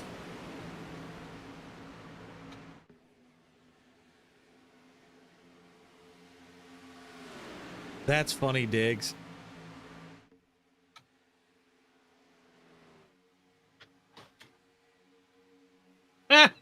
That's funny. Let's see if we can't use a few different cameras here. So we've been on the same couple for a little bit. A little bit of movement in the front, but I think most of that's those cameras that you work hard for. Dude, I worked really hard on these cams for this race. I actually really like the way they came out.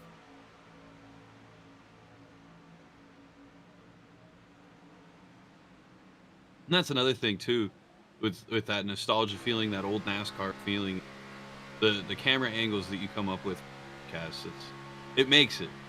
Oh yeah.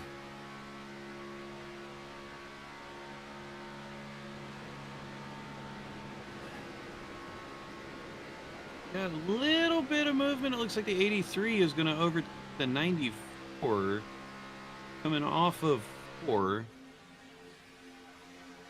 Just had a slight run going. Rob Call. I was gonna say Kyle Hendricks taking it too wide. He's got somebody looking to work with him. That's the 47 car of Alex Giffen. Could we potentially see a top line form here? It looks like some drivers kind of considering it. I think some guys want to start doing some racing. We're gonna go too wide down the back stretch. I think that was the 96 that they just passed coming off of pit road. Top lane kind of falling apart. Oh. We're gonna swing out again. We're gonna try. They need to commit to this, and they're just not. Well, you got to see who's willing. Why did we just pause? What just happened? Interesting. Are you still alive? Not well. I can hear it, but I'm frozen. I don't know what happened. Give me just a second here, guys. While I work this out. Let's reload the overlay. Yeah, I have froze up in the middle of the race. Nothing happened too crazy yet. You got okay. Call it like it's MRN. I'm gonna go ahead and crash the sim and bring it back up, I guess. So it looks like we have the 14 car of Justin Coleman and the 15 car of Kyle Hendricks kind of working together on this top line. They're side drafting, just not getting very far. There is a top line, but they are too spread out, kind of dooring each other, but everybody's keeping it clean. They're just looking for air. Slowly. They're going into 3 right now. Everything is still calm. That top line starting to catch up. You got a 5-car top line team coming into a 2-car top line team. If they can get together and push, Rob Collier is in trouble here. They are definitely gaining. You have a freight train coming across this top line. We're going into turn 1. Everybody is keeping it clean. Everybody is staying in. You're going to see a run come off of this backstretch, coming down into the backstretch. Justin Coleman is making moves. He is side drafting the 126 car of Robert Going into 3, this top line has completely gathered themselves together. They are on a mission. Got Joe Thompson getting a little loose, coming out of into the. Justin Coleman is your leader, crossing the line. Kyle Hendricks in second, Rob Collier in third, Joe Thompson in fourth, Matt Yost in fifth. Your top line is kind of falling apart. They're 3 wide coming into 3. They're keeping it clean. Side by side, 3 deep. Sorry Justin Coleman and Rob Collier going at it. You got a 3-man push team on the top, a 3-man push team on the bottom coming into 3. Rob Collier is not taking the bluff. He goes around on the inside. Justin Coleman coming out of 3 into the 4 coming into the tri-oval. Crossing the line is your leader. Justin Coleman, Rob Collier, Kyle Hendricks, Joe Thompson, and Matt Yost. And we've got the feedback, so I'm just waiting for Trading Paints to finish loading, but holy cow, what a hell of a hiccup. You got 2 deep, 5 wide, coming into the backstretch. Here you got a lap car on the bottom. 6 deep, 2 wide. Your leaders are fighting. Justin Coleman still in the lead.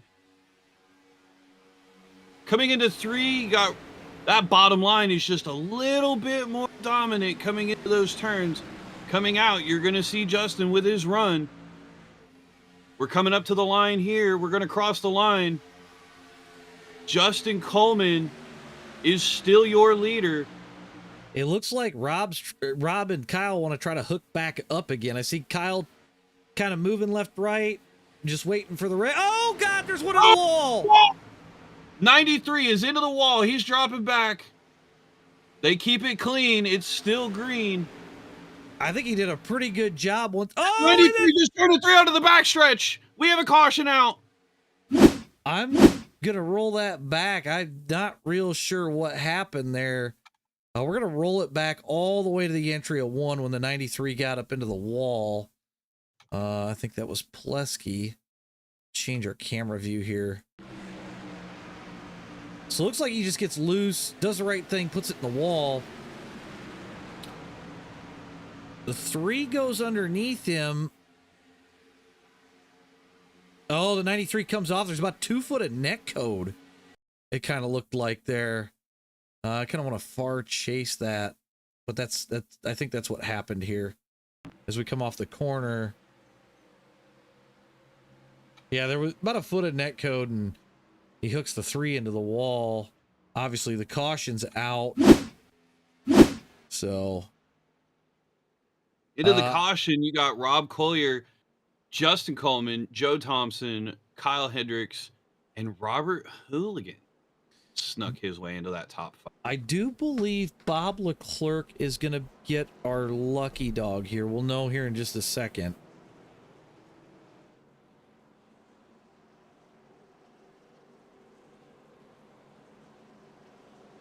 By the way, props on picking it up and calling it like MRN. That was sly. I like that.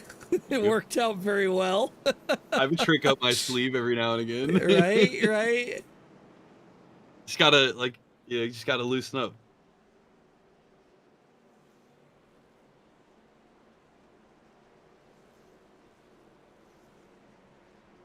All right, halfway point. You got everybody coming into the pits. Rob Collier, your leader, leading them onto pit road. Let's see how this comes out. Anybody taking tires? Let's find out.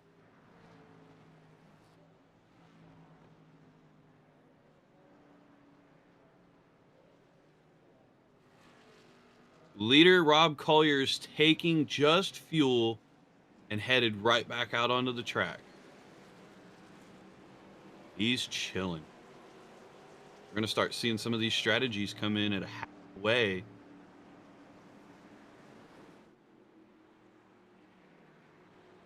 Thanks, Gary. I appreciate that. First time in the booth, very nervous. Don't want to let AJ down.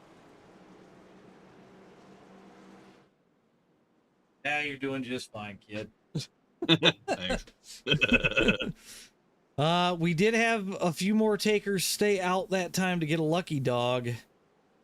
Thought Gabe and Wesley stayed out last time, so maybe they're hoping for another caution again. I'm not real sure. Gabe's getting that to that last or that lead lap there. Got an English. Wes looks like he's trying to push for that lead lap as well. Yep. Like I said, Bob did get the wave around. I'm looking for the 126. I don't know. We've got the 11, the 49, the 38, the 18, and the 89. Gabe needs about 3 laps. Wesley needs about the same. The 11, Roy Grant Jr. needs 2 or 3. Wesley gonna come down pit road, so he decided not to gamble it here. I still think that long game play is worth it. You still got, I mean, 3 cautions. We're halfway there. You're going to start seeing more pushing. You're going to see less of a groove chill. I don't know. I think it's a little bit of a smart play. You're just kind of hoping and praying for that caution. So Right. I'm interested. This is what I was saying earlier. You're going to start seeing these strategies come in play here. Yeah, I think a lot of guys are going to start playing around with a few various things. At this point, that's going to put Gabe, TJ, and Roy 1 lap down from, or 2 laps down from your leaders. So I wouldn't be surprised if we get a quick caution here. I wouldn't be surprised to see those guys go in and then maybe try to capitalize on the next one even. I'm going to take a quick check at Robin's front end. She just bumped that car a little bit. Make sure she's still good. See one car in the back. I can't tell if he's got damage, but all right. Bother her car at all? So she's so right now 24 cars on the lead lap here.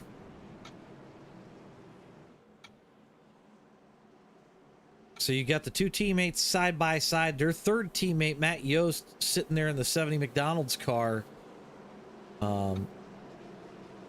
See if the 3 of them can hook up, or if it's just going to be a gravy train here again for another 100 laps or so. My prediction is that 15 car of Kyle Hendricks is going to drop down as soon as he can. Rob's not going to take his prisoners. He's already going. Yep, he just said the heck with it because that's going to let Kyle come down. Kyle's going to come in right with him. And that's not what these other drivers wanted to see. Absolutely not. That is going to be very disheartening for that 29% right there. Absolutely left hung out to try and are moving. And you're actually starting to see a little 6-car breakaway up front. These guys get organized. Rob Collier's got it figured out with that jump. He does. He knows I mean, exactly what he's doing with it. Don't let him get a chance to run up on you. Just go. Everybody's filed in real nice. That was incredible driving from everybody on that restart. Yeah. And everybody's back to single file. We've got Jarrett Bulliard up 11 in 3rd place there, splits the 3 teammates apart.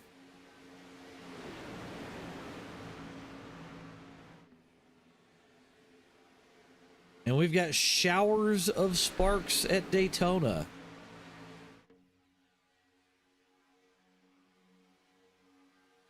Who we got as our biggest mover currently? Looks like Jeremy Reed's still in that 94 Batmobile car, or the Thunderbat, as we like to call it.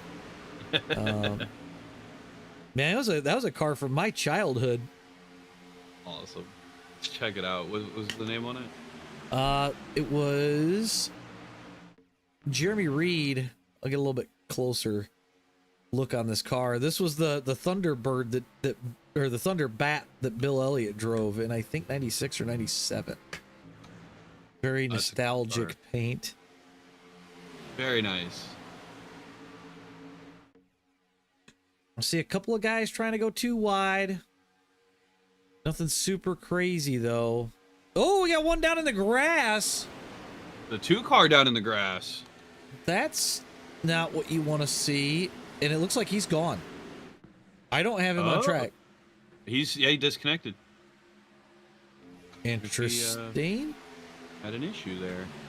Yeah, I'm not real sure. Maybe he had to Alt F4 because the screen went black, or VR or something. Yeah, very possible. I know with those VR blackouts, That's scary stuff. yeah. Big Sparktona, yes. It's now Sparktona. Sparktona would be the correct term here. Back on the blimp here.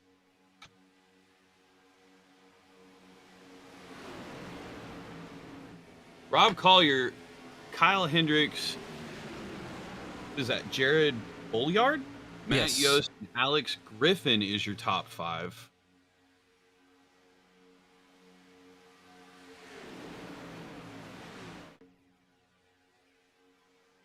Gonna move some things around here.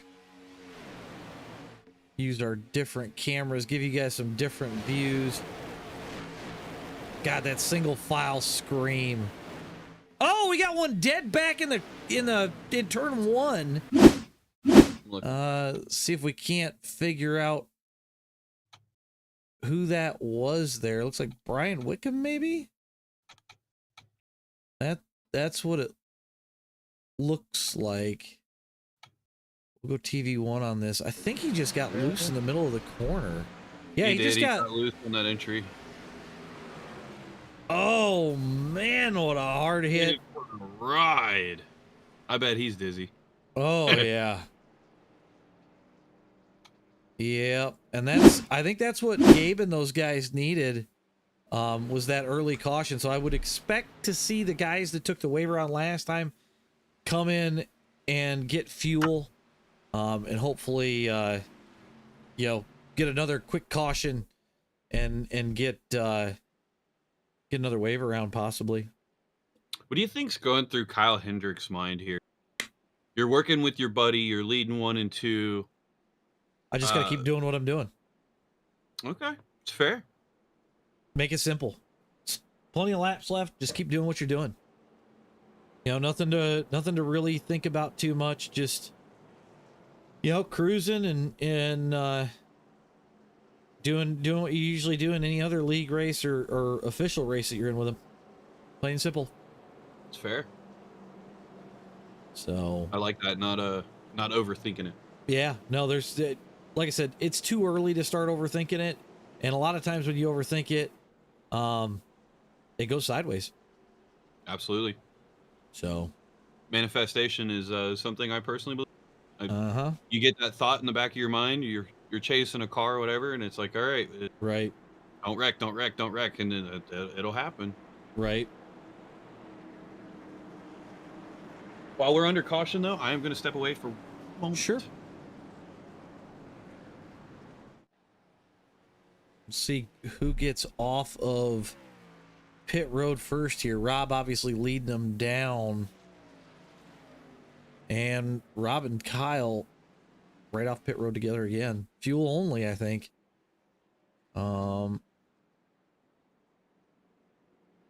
Looking to see.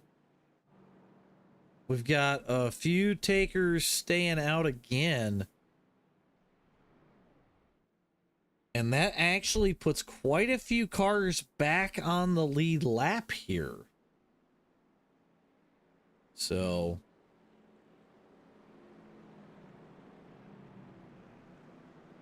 looks like the 2-car rejoined the race. He is 1 lap down currently. So hopefully that was just an equipment issue, and he can get back rolling again. So Rob Collier, Kyle Hendricks, Joe Thompson, Alex Giffen, Justin Coleman, Matt Yost, Bradley Brandon, Michael Ziegler, Anthony English, Luke Underwood, your top 10 currently.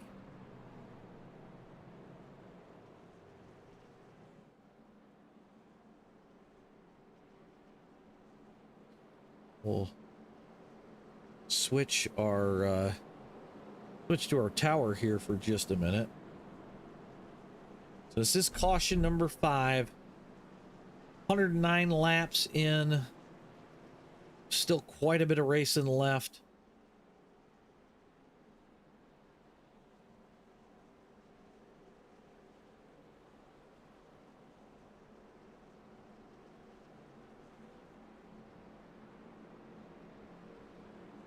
All these guys going to go ahead and take that wave around at this point.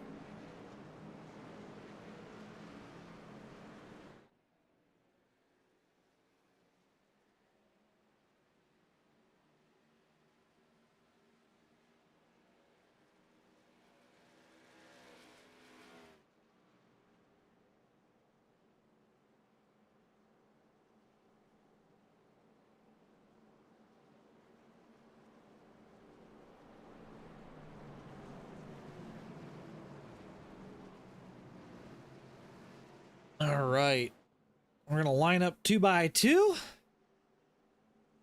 25 cars on the lead lap currently.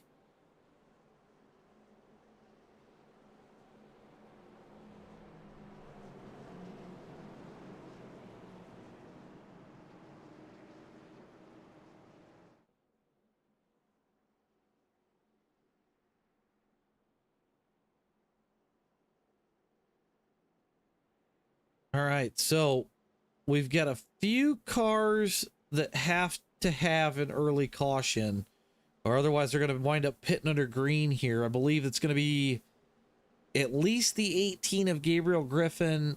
I don't think the 38 of Wesley Hogue has to, as he pitted on that last one. So everybody a lap down is pretty much 1 lap down. So if we get another quick caution, I think that'll get those guys back on the lead lap, and they can keep boogieing. As we come off of 4, pace car is going to duck off here any second. Rob Collier's probably going to hit that restart zone and get this thing underway about as fast as he can. Hope that his teammate can get down. But you know he's going to take that. He's going to take that start.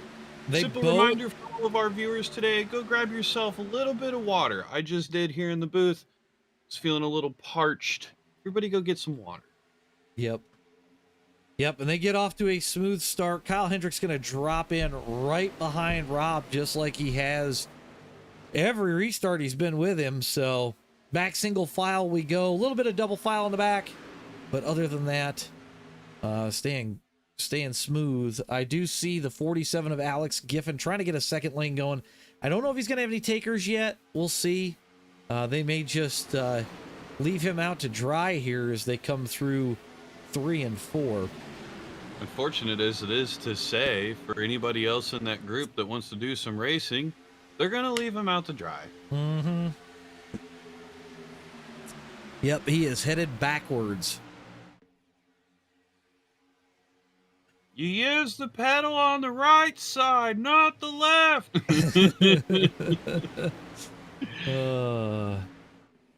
I can hear the wrench being thrown now in that garage. Yep.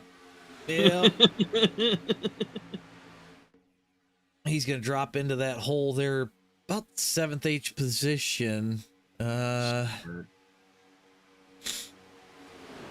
tell you what paint scheme has had my attention all night. It's that McDonald's car. Don't know why. The 70 of Matt Yost? Yes. Yeah, that's a nostalgic one. That's a good nostalgic one. And I'll be honest, Kyle Hendricks, it's bizarre, but there's just something about it that I love it. It's a good looking paint scheme. The Joker. Oh, you're talking about Kyle's car with that blue and the yellow and orange checker. Yeah. And then always a big favorite, Robin Stevens Motorsports paint job. Robin's paint scheme is always a massive favorite of mine. Some of my favorite colors. AJ always does a good job with the big fancy ones, and Robin does a good job with hers too. I was gonna say I don't paint hers. I stopped painting hers a long time ago. Well, I know you painted that Terra one that I love so much. Yes, yeah, that took a little bit. But I'm pretty sure, yeah, the rest of them are hers. She does absolutely fantastic. Actually, she's the one that taught me how to do my paint scheme. She picked a lot of it up from me, though. But you were busy building setups, so I didn't want to bother you. it looks like we've got a 14-car breakaway. Nice. We'll see if this is where the decisions are going to get made. It looks like Robin got pushed out the dry a little bit there. Yeah, I don't think it's that big of a deal. Still early. You got here. We don't even have 75 to go yet. Oh, somebody getting turned in the back. Yellow flag's out. What car? James Pileski. Big screaming for a checkup as well. Yeah, we're going to take a look at this really quick. 47 drifts high. The 93 comes underneath him, gets into the quarter panel. 47 doing a good job trying to catch it.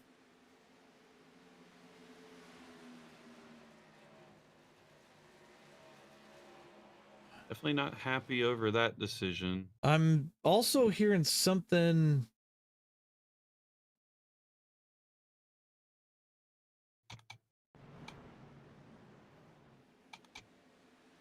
Oh, there's a secondary wreck after the caution's out.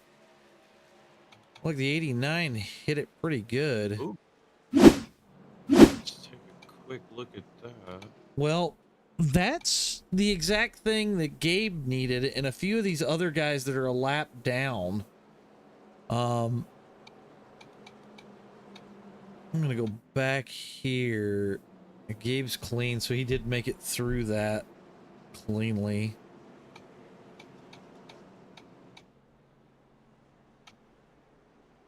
Looks like only 2 cars involved with that, so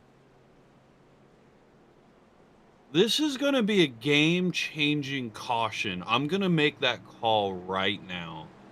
I mean, it's a at 85 to go. I was going to say it's a quick one. You know, I don't think you're obviously not going to get enough fuel in to make the end right now, but you know, you're going to be in good shape at this point, especially if you were a lap down car. This might get you back on the lead lap, and allow you to, you know, make up some ground, get back in this race. It's gonna put the 11, the 38, and the 2 back on the lead lap. You know, Mark has in that 2 car, he's got the ability to get up there. Exactly. I'm like I said, I'm gonna call it right now. I think this caution right here is going to be a massive game changer. And we've got a little bit of news. Rob Collier's still your leader. Kyle Hendricks back to 6th. Oh, so I'm not sure. Huge. I'm not sure if he took some tires here, which may be the case. Maybe he thought he was getting a little loose. Time to take a set since we're over halfway. Like, I'm a little curious. I'm actually going to go back and take a look. I'm going to look at his pit stop, and I'm going to see if he took tires. I'd be interested to find out. He missed his pit box. Oh, no. Goes in. He blew his pit box. He had to reverse. That's what did cost not him. take tires. Okay. Oh, that's rough. I thought maybe he took a set of tires, but we got JD McKaylee in the chat. Hello, JD. JD just had a birthday on Sunday, guys. What's up, Patrick? All right. Yep. So we got a few lap cars taking the wave around. Wesley Hogue deciding to pit for fuel instead of taking the wave around. Very interesting. He's playing a really, really long game. He is going to be the first car a lap down. The next car back is about 4 laps down. So it makes sense, right? If Wesley's a lap down, I would pit for fuel and then worry about getting the lucky dog and staying out of trouble.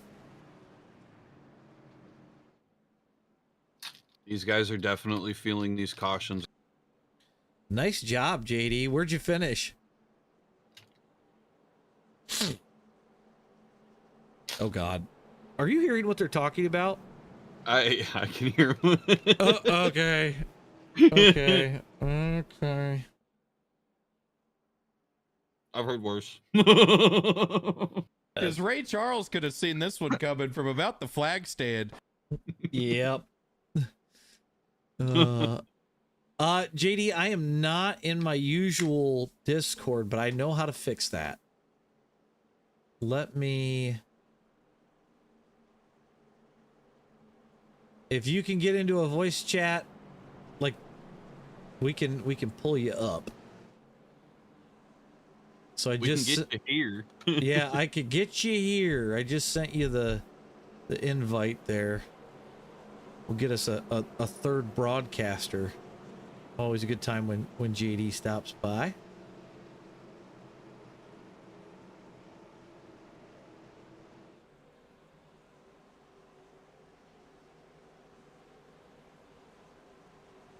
All right, pace car's off. Rob Collier gonna get the party started again, and he goes. He takes his jump. Absolutely smart man.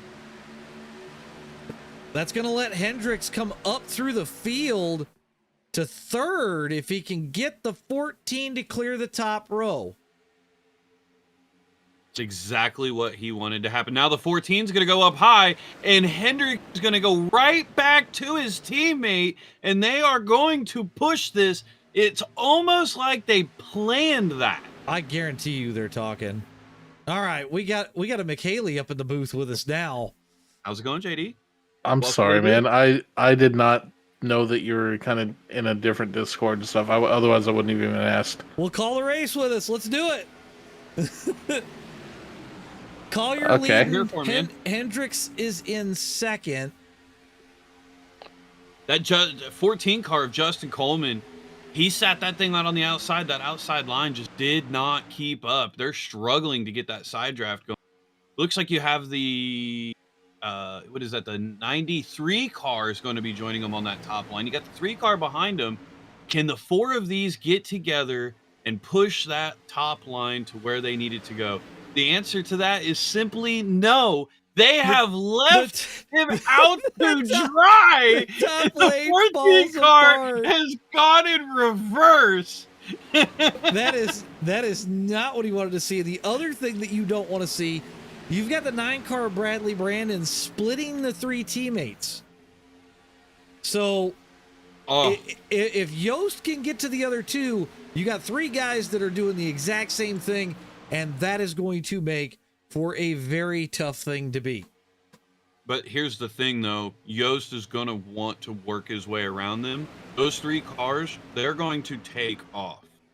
So it's interesting to see if he's going to be willing to burn his car up a little bit to try to get there to his teammates so they can all 1, 2, 3 push. Is our girl in 10th? She is sitting, Robin's sitting about 10th place. She's up 12 positions from start. Biggest mover of the race currently is going to be James Pileski in the 093 car. That's going to be the 93 car on your screen, sitting there just behind that American flag looking 29. He is up 15 positions. Michael Ziegler and him keep flip-flopping back and forth. First it was Pileski, now it's Ziegler's up 16. I also have Jeremy Reed in the Thunderbat paint up 16 as well. So, I just want to make a point out that 14 car on the top line is still dropping, has dropped past Robin in the 33, has passed the 96, is working his way, getting the 5 car is getting by.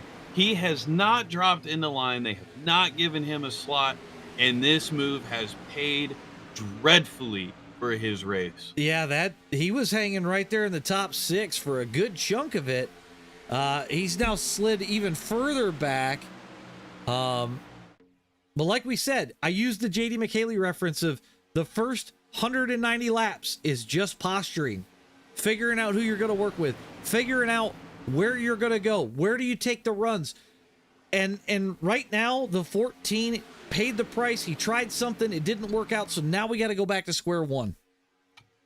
But if you look, a little bit of an update here just came across my desk. It looks like Christopher Klein is talking about 190 miles an hour coming off of 4, trying to hold that car together. So you're going to start wondering, is that fatigue starting to set in on some of these drivers at 190 miles an hour?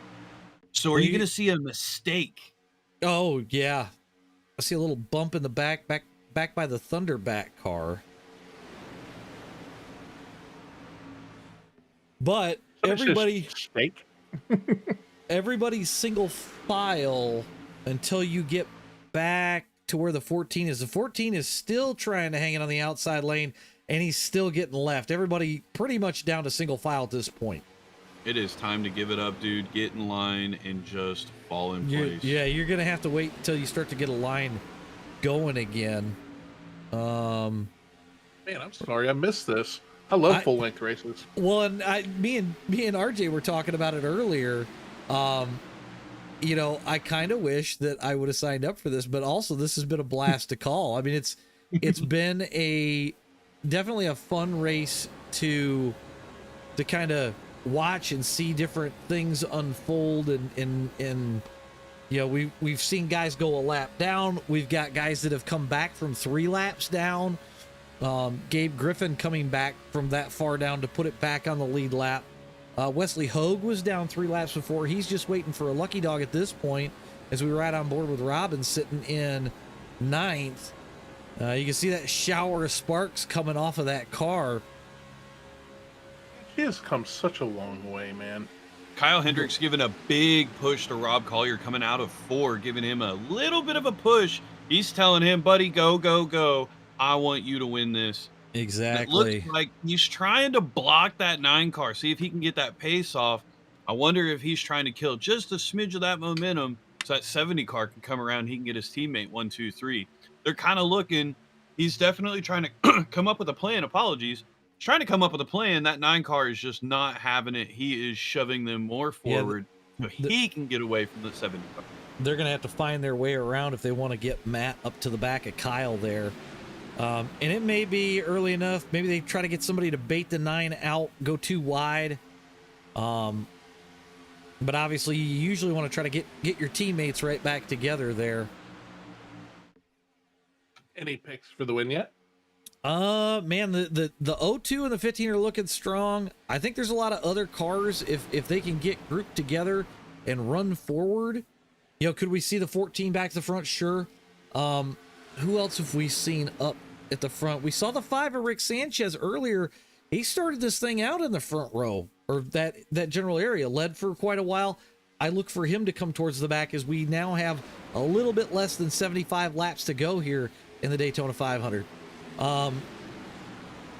Again, I've seen Rob and Kyle do it so many times. They work really well together. They were in my league together at a Daytona race, and those guys pushed the front and gapped the field. So I think anything can happen. You know, like we've talked about, Pileski has come from the literal back. He was wrecked a couple of cautions ago with the 3 car. He's come back towards the front. That car looking really strong. Robin slowly moving up through the field.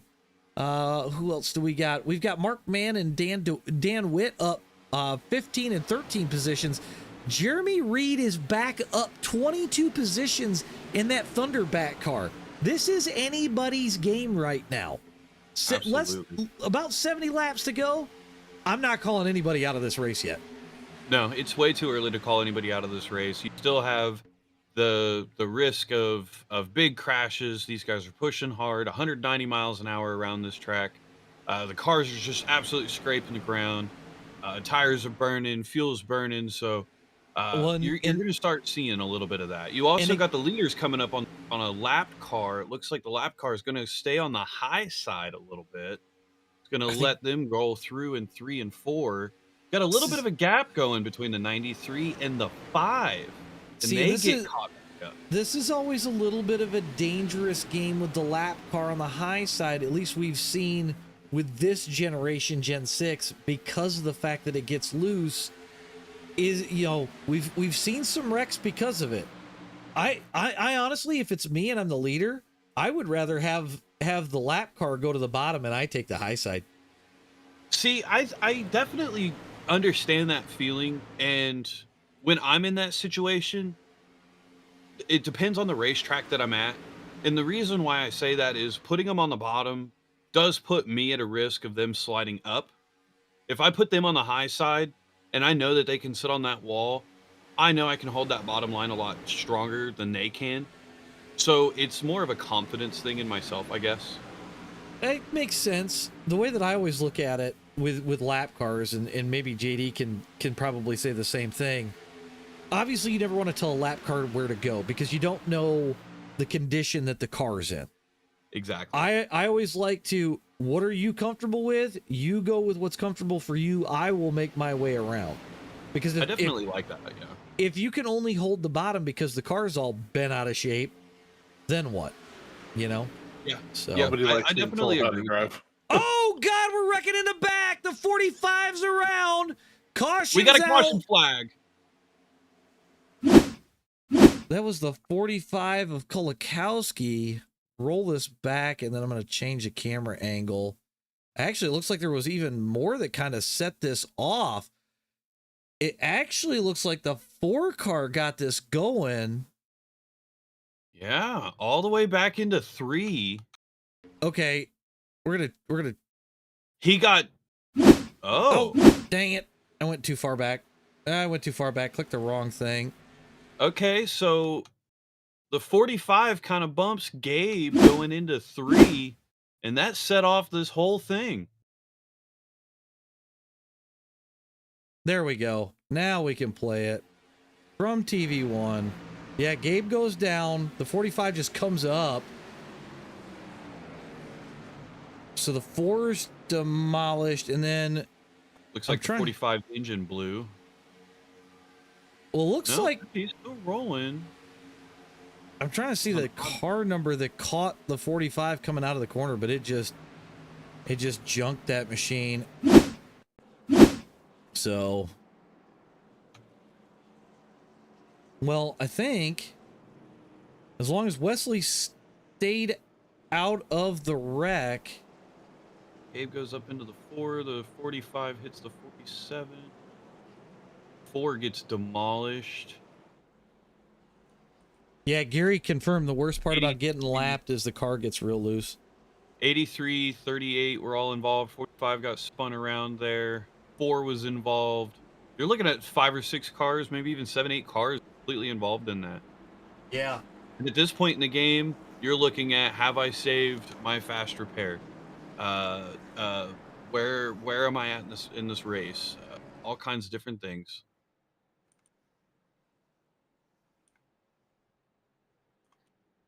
Rob Collier, your leader, is going to be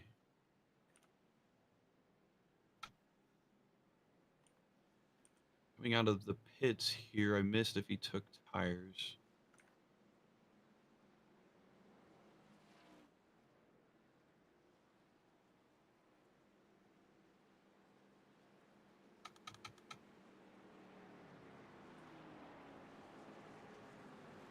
Your leader, Rob Collier, takes right side only tires. Interesting decision. Sorry, I had to step away there for a second. Changing the right side of your tires, that loosens the car, correct? So it depends. If it's early enough, you could put right sides on and it won't affect it too much. Longer into the run, we're going to have a bigger issue. Okay. Now, Your leader, our leader, Rob Collier, just took rights only. So he may be hoping for another caution quickly, and then he can put left sides on, because then that way you're not losing that track position. Very true. He's hoping for a quick caution here. And it may work out. I mean, Rob can drive a lot of things. Well, Rob is definitely in an uncomfortable position right now. If you're looking at this starting grid, Rob's in first. You got Bradley behind him in second, Joe in third, Kyle Hendricks, his teammate, the guy that he is dependent on, is all the way back in fourth. Yeah. So we're looking at a really uncomfortable line here. You're gonna have Kyle Hendricks on the top. You're gonna have Rob on the bottom line. So they're gonna be separated a little bit here. You got the 9 that was throwing those big blocks earlier, very well aware of the situation. And then you have the 29 car who the dude's just been holding in this whole time. Right. Looking back or looking at the weather, track temps still coming down. We're down to 82 on the track temps. Air temps about 79 degrees Fahrenheit. So got a northwest wind, it's at 8 miles an hour too. It is getting cooler. So maybe the car's not as loose as it used to be. Maybe it tightened up, and that's why Rob put 2 right sides on. Yeah, very well could be. Brad. Sorry. Go ahead, JD. I was just gonna say, I saw Diggs say this earlier. What he loves about the full length races is the long and short game strategies and how they play out. I think that is one of the most attractive things with full races. Oh, I think the strategy. It adds another level to it, right? I mean, you've already got the racing and who do you work with, but now it's okay. This has been, we're 128 laps in. Where we fitting? How we doing? What's the plan as we get to the end here? And do I skip a pit stop to grab a pit stop later so that way I can keep the track position? So, but looks like we're coming out of 4 here. Yep. And into 4 here. Sorry about that. Lights are off on the pace car. Rob Collier is going to be your leader. You got Bradley in second, Joe in third, Kyle in James Poloski in fifth, Michael Ziegler in sixth, Anthony English in seventh, James Mayer in eighth. Everybody's favorite, Robin Stevens, is going to be at ninth. Justin Coleman has dropped all the way down to 10th. That is your top 10. Rob Collier is already off as we cross the line to lead this race, leaving teammate Kyle out to dry back there in a really uncomfortable spot. I will say this. Coleman's back up to 10th after he drifted all the way to the back trying to make that high lane work earlier. Very true. So 2x2 for the lead. Everybody there's like a line in between of single file, and then we go 2x2 again. The 14 trying to get it moving. Coleman wants to get back to the front. I don't think with just 4 cars it's going to get it done, as the bottom lane just has way more momentum. 5-car fight at the front.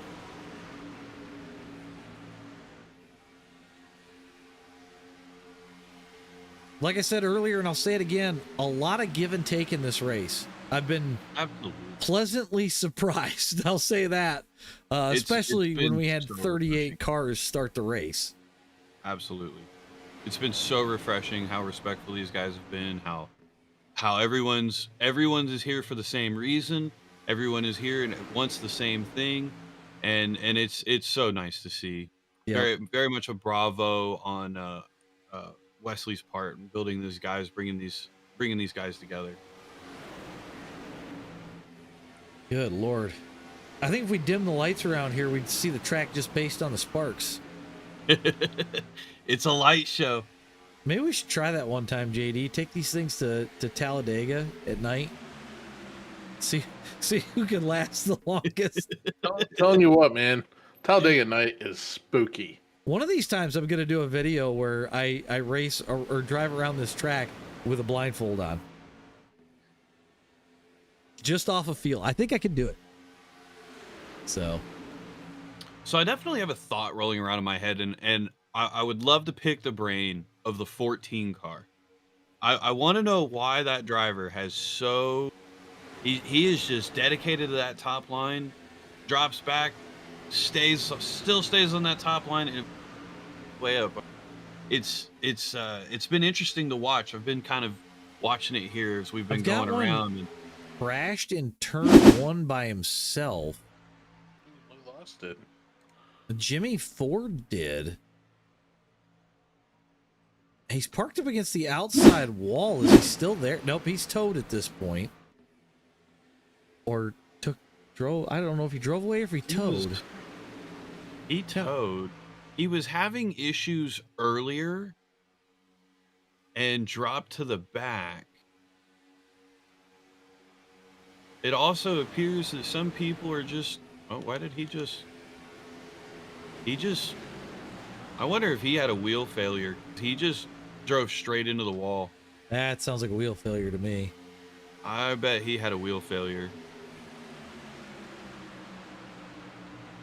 Man, oh man. And Pretty there's much no single file all the way back at least to about 16 right now. Still a lot of time left though. You know, I see, you know, James Pileski. I got news running across my desk. Keep going. James Pileski up 18 positions to that third slot. Michael Ziegler up 17 to 6th. Robin up 15 to 7th. We're seeing a lot of these guys that were hanging at the back most of the race start making their way to the front. Oh, and they're wrecking in the back. Big wreck in the back. I just saw the 90. It looked like the 99 went for a ride. 5, 6, 7 cars involved. I have just received news. James Ford, he lost his eyes, and he's done. He's out. His game crashed. Oh no! He hopes that he didn't take anybody out, and he is done. He is just simply going to be watching from the stands. Oh, that sucks. Yeah, the 99 got hooked there. Looks like the 2, the 42, the 21. I think that's pretty much everybody. I'm looking for. I think we're gonna Rob Coyer, Joe Thompson, James Pileski, Anthony English, and Kyle Hendricks are going to be your top 5 going into this caution. Looks like Robin Stevens worked her way up to 7th. Pin a rose on her nose. You know, it's kind of funny. We're calling a Daytona race today. I am calling a charity race Saturday for Talladega, which I'm excited for that one. Be nice, yeah. I have I'll grab some info before the end of the stream, but it's a charity deal for a guy that streams over on TikTok. His I believe it's his grandson or granddaughter, I can't remember exactly which, but needs some life-saving surgery. So we're raising some funds there. Outlaw Gaming over on TikTok putting that together. That's Saturday. I think they sold out the whole event. Wow, which is really cool. We'll have some stuff on screen Saturday for that. Try to get a QR code so that way guys you can do donations over there to the GoFundMe page. We're also going to try and get him in the booth with us for that event. And then we've got my Firecracker 400 coming up from in about 3 weeks time. Which signups are still open for that until July 6th. If you're interested, links are down below. Hit the Discord and we can get you set up there. It's 87s at Bumpy Daytona. Everything like it's 1987 all over again. We're real excited for that. Got a pretty sizable purse right now, sitting at about a $900 purse. Winner of the event's going to take home $500 as it sits right now. We get more drivers. That's just going to keep going up. We got a good list of drivers there for that as well. I'm getting a piece of news. The Firecracker 400 will have a guest appearance, pictures and autographs of the infamous Ted Hitchcock. Oh, Jesus. Oh my. So You're be on killing- the lookout for that. Who? Okay, somebody needs to explain to me who this guy is. Who is he? I've been hearing this name all over the place. Okay. I had 2 people in my stream already, and Ron says that he's raced with him. I have no clue who this dude is, but apparently he's blazing fast. That's all I know. And now RJ has weird news. Somebody, for the love of God. You know who I think he is? Who? What if he's what's his name that got banned, your arch nemesis? You know who I think it is? I think it's Tom Cruise reliving his Days of Thunder. AJ. Oh my God. You know who it is. Who? If you say JD McHaley, I'm gonna say bullshit. What if it was me though? No, that just.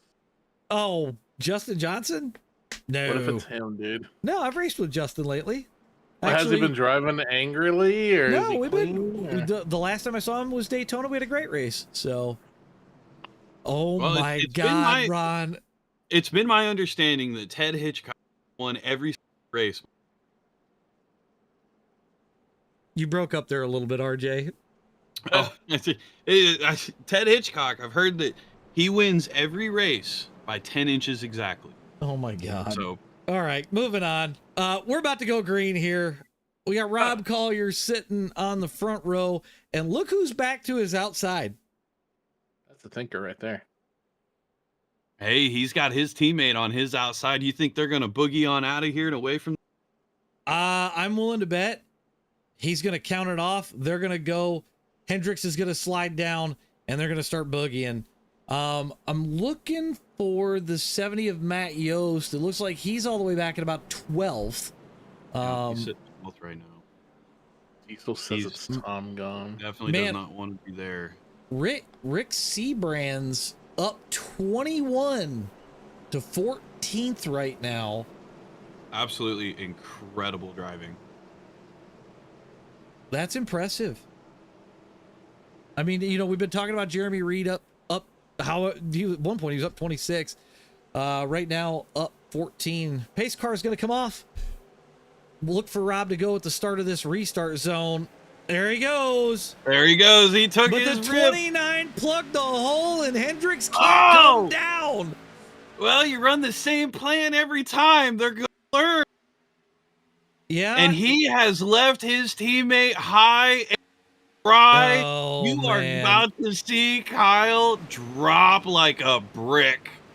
Unless he can find a spot to slot in, but even back about 5th, that hole's going to close up real soon. Oh, he's gotten into him. They saved it on the backstretch. Kyle on the outside getting argy-bargy with the 93. He says, I want it. Give it to me. And they said no. He's going to the back. That hole behind him closed up. Ziegler's going to go by. I think Robin's going to go. Robin's right at his quarter. He's going to try to bully here. He's going to try to bully Zig and Robin. I think he's just going to side draft. We're going to come back and look. Kyle's still dropping. He's just trying to side draft and stay right there. But I here think comes that 14 car that's been dedicated to this top line with the 49 behind him. maybe they go to the front. He's going to want to do a 3-man push, and they're going to want to push hard. They're side drafting their way up, and they are gaining to that 15 car of Kyle Hendricks. Now, if you're one of the cars in front of Kyle, it'd be smart to swing up at the right time and hopefully make your way forward. You know, now would be the time to do it. Gypsy car to get up there on that high side. Yeah, he's got the 96 kind of covered right now. 96 can't come up. Collier still leads. Joe Thompson second. Anthony English third. James Pileski fourth. Bradley Brandon in fifth. James Meyer sitting sixth. Kyle Hendricks on the outside sitting seventh right now. We got a safety car. Where's the car? Oh, there's a wreck in the back. What do we got a car number back there? Oop, I'm too far back, caution wise. It looks like Michael Muncy. I'm gonna try and find that really quick. 92 car. Actually, got- the 42 is what kicked this off. I see him already loose. Yeah. That's Bob Like they- Leclerc. Kiss the apron a little bit. Actually, kind of looks he like get there was a bumped? checkup in front of the 29.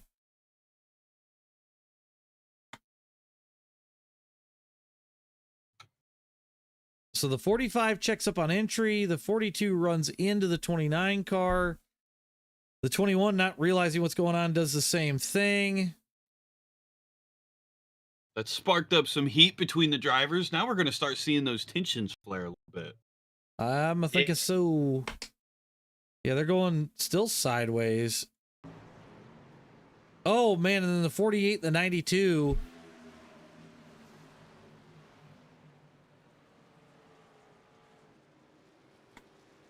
Yep, so that's the wreck there. We get to talking about things going on up front and stuff in the back happens. All Rob right. Collier is still your leader. Joe Thompson has worked his way up to second. Anthony English is your top 3. James And Pilecki. we're going to go green with a little over 50 laps to go. So now is your time to plan your strategy. Absolutely. What would you be doing? Fuel for sure right now, because they're running 75% on that fuel load. It'll allow them to make it maybe one more, possibly two. Bradley decided to stay out. I Bold see. move. Yep. Maybe he's right, because it might be too early to try to get one last caution in. I think we saw about 40 laps out of these guys. Now, Rob Collier did not take tires. If I'm Rob, I wouldn't be worried. He looks smooth. He looks in control. I think he's Just gonna when be I'm fine. curious that right side change is what made his car happier. Interesting strategy for the 99 here. He stayed out. He is up 24 positions to second place. That is Dan Witt. Wow. Somebody we haven't talked much about so far tonight. Rob's gonna be a short caution. Rob's gonna restart here in third. They're gonna have to file in pretty quick.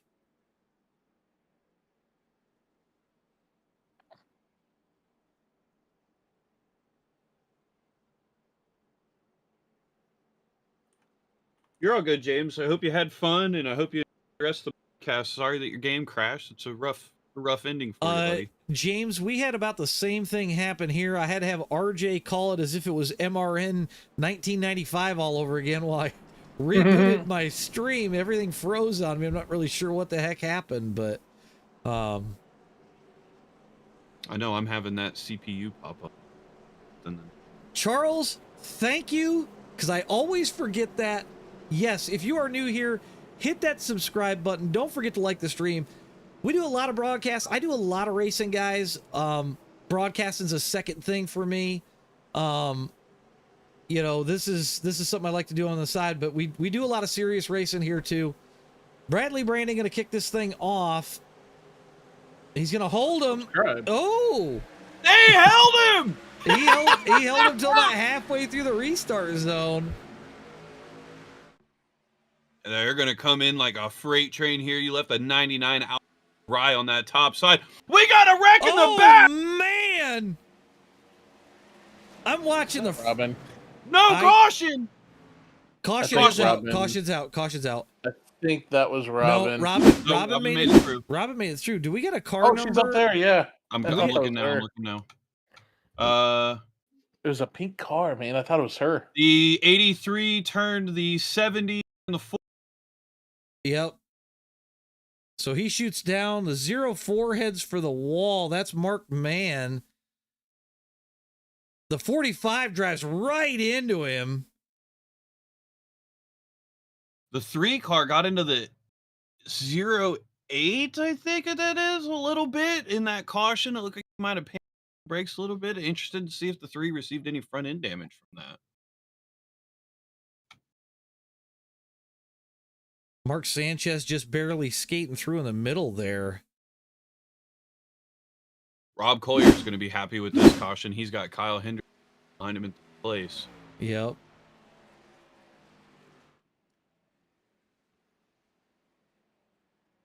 So they're going to shorten this caution, it sounds like. So they're going to catch the pace car. Once the pace car hits the line, they'll shorten it up. We'll do a 1 to go and get things moving so these guys can race it out to the end.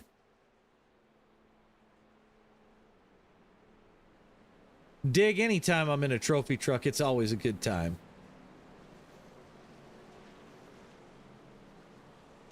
Diesel said, ba-da-ba-ba-ba. I'm wrecking it.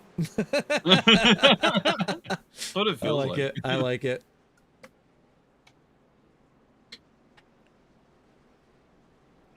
All right. Fair enough. Do.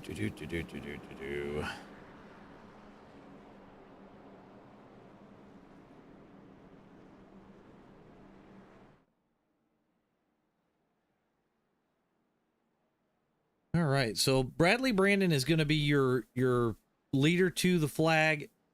Rob Collier is going to be on your outside. Kyle Hendricks on the bottom lane. So I'll be interested to see if they get a good enough jump that Kyle can come up. But the 29 has been pretty solid about staying right behind Rob and not letting that happen. Joe Thompson definitely closing things off there.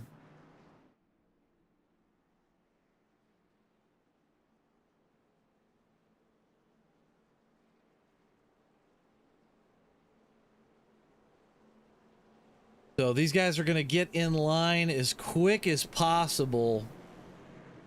We're going to have 50 to go at the line, and the race is on.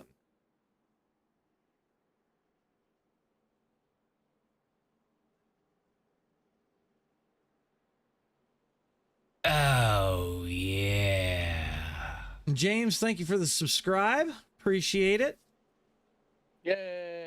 Wind temp is down to 78 degrees with the track temp down to 81. It is cooling down. Yeah, we're still on the downside. Not like here in Michigan where it's still hotter than the blazes of hell. Ohio's the same boat. Only there's a little bit of water in there. Yeah. The humidity ain't helping. You walk outside and you forget how to breathe. I'm pretty sure I can drink the air right now. You walk outside with a knife and cut it. Yep. Drink the air, he says. Yeah, there's so much water in the air, you just drink it. All right. They're going. Pace car off. He went right away this time. The 9 car just left him. You got Kyle on the inside of Rob. This is a bit of a thing that we've seen today. That 29 car is shoving Rob forward, though, but it's just those two. Can they take advantage of the side draft here? I have a feeling that Rob is not liking this situation. Is 10 cautions a lot for 150 laps, would you say, or do you think that's about par? I think that's kind of about. We went quite a ways. Green flag. We went almost 75. It's almost 75 laps. That's not terrible, you know. No, I mean, I've seen a lot worse. I've seen that for 50 lap races. Right. I think a lot of it has to do with the fact that the car gets real loose, especially when we go by lap cars on the high side. If they're on, Hendricks gets he turned the leader! Oh my God! There's death across the line! Oh my God! And they're still wrecking into it. There's a lot to unpack right there. Oh wow! Oh, the rage. Let's. Oh crap! I'm gonna look at Kyle. I went back too far on my caution again. Bear with me, folks. I hate when this doesn't just auto update. I think this was the one that we were looking for. That's the green flag. There's our yellow flag. Okay. Those blocks will get you. I don't know if it was really a block. Drew says, that's biggin'. Hold on. We're going to roll this back because it looks like the 93, and I'm going to far chase this. I got to go to the 93 here. What the heck? I'm looking for the 93. I'm not seeing. James Pileski. Yeah, I don't. It's like he disappeared off my list completely. We'll just play it from here though, because you could see it. So the 93 is right behind the 9. He gives a shot to the 9.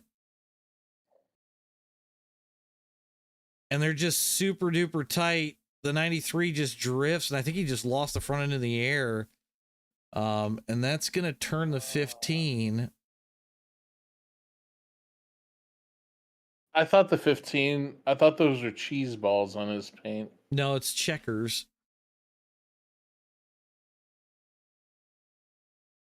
A lot of Rob people getting missing collected with it. that. Robin just barely making it out. The 17 involved. Matt Yost involved. The 94 got loose trying to avoid and is involved. Danica Patrick is involved. Oh, that orange car had nowhere to go. Nope, he didn't. Neither did this black and green car, whatever number that is. All Was right. that the Batmobile? The Batmobile. Oh, no! The Thunderbat was in it. The Thunderbat. The 44 faking his Oh. pit lane entry to take second place. So- Anthony English. The 89 of Klein in chat said that he wrecked out. Oh, that's Wondered what happened to you, Christopher Klein. So the 93 or the 093 on the list, James Pileski up 20 positions. He's your leader right now. Anthony English up 8. Rob Collier sitting in 3rd. Man, I don't know. Staying out right now, I don't know if that's the right call. I think they're praying for pushing these cautions through. These guys are starting to get they're starting to get a little bit more argy-bargy. They're starting to bang doors. They're definitely starting to race a lot tighter. These little tiny mistakes that they've been giving room for is gone. You know, it's time to nut up and shut up right here, and you're gonna start seeing these breaks. Yeah, you're starting to see guys pinch harder, try to side draft more, really try to push for the front. It looks like Kyle Hendricks was able to get back out there with a fast repair pretty quickly. 24 This cars. is where saving your fast repairs matters. Oh yeah. Yep. 100%. The 94 of Jeremy Reed up 20 as well. He's still in it. TJ Floyd up 22 in the 49 car. Sits there on the high lane. But this is going to shake a lot of things up.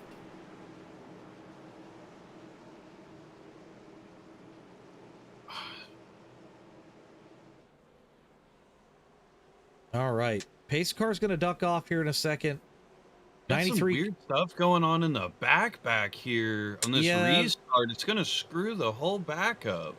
Yeah, I see a little bit of shuffling. They're off. James Pileski out to a good lead. Rob Collier pushing. They're going to clear the outside lane already. 44 going to drop in line. One, two, three, four, 5 cars in your front line. We've got a wreck already. Uh-oh. I'm trying to... I bet it was in that back line where they were bumping around. I've got Rick Seabrins in the 4. I got Kyle Hendricks. I got the 99 car, the 4 car. Robin, unfortunately... No, don't finish that sentence. She should be fine. She still has... So she'll be fine. She just got a little bit of a bump and a slide. The 99 gets hooked. The 4 just locks the brakes to straighten it up. Robin's got nowhere to go and knocked the front end off of it. And then Poor Ziegler, Robin. it looks like, gets into the back of her. He just slid right up into the 4. The 4 took the 99. Oh, it did take her front end off. Yep, and then That Robin is- slides through pit road entrance, but a lot of guys avoiding some wrecks there. That's 12 shot glasses. We are officially drunk. How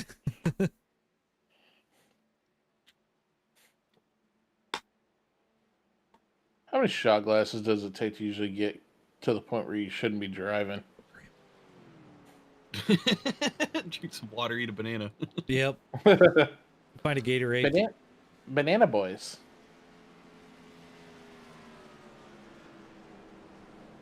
Hope Robin's okay. She's Diesel in, says one. she's in 23rd. Man, there's Yeah, you shouldn't drink. You shouldn't drink at all or drive at all if you've been drinking. We've got 24 on the lead lap if the 45 gets rolling.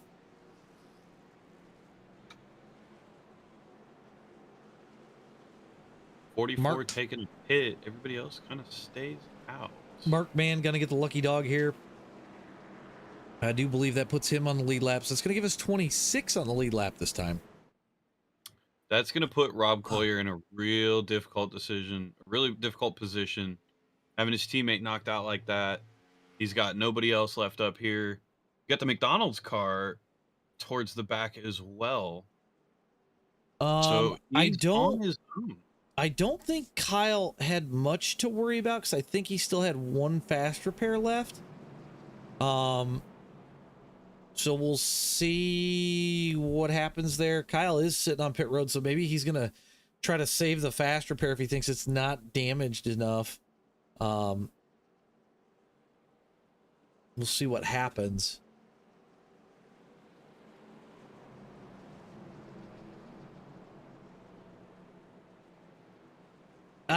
We've got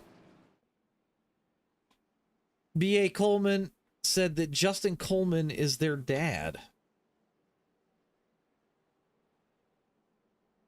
Let's get interesting. So Justin's sitting in P5 right now on that high lane behind that McDonald's car.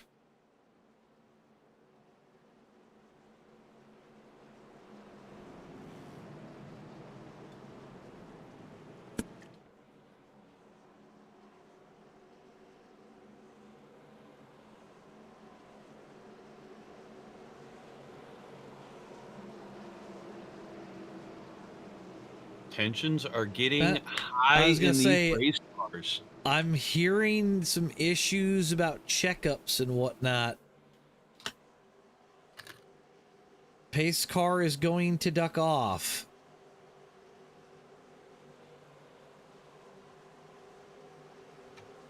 We're off again.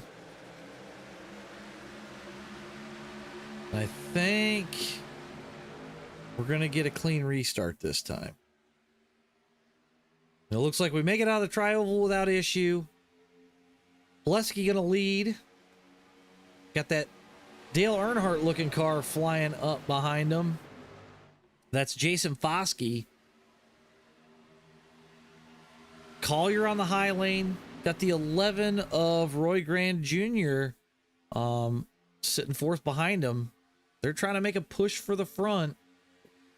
They need one more car to jump up there and join them, though, if they really want to make a go of it. He's got the 48 side drafted his way up, so we'll see how these three work together. Yeah, if they can get hooked up, they got a chance to go forward. James Pulaski going to lead this lap.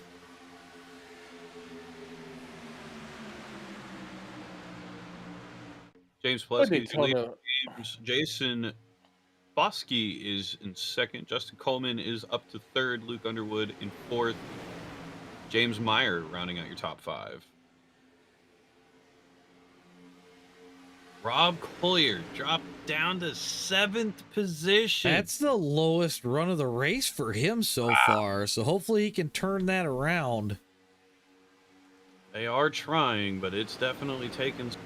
Need the 42 car to get up on this high side, get mixed in with them so they can run a 4-man train and try to make their way back up. Yeah. Is it too early to pick a driver? Pick away. You're 40 to go.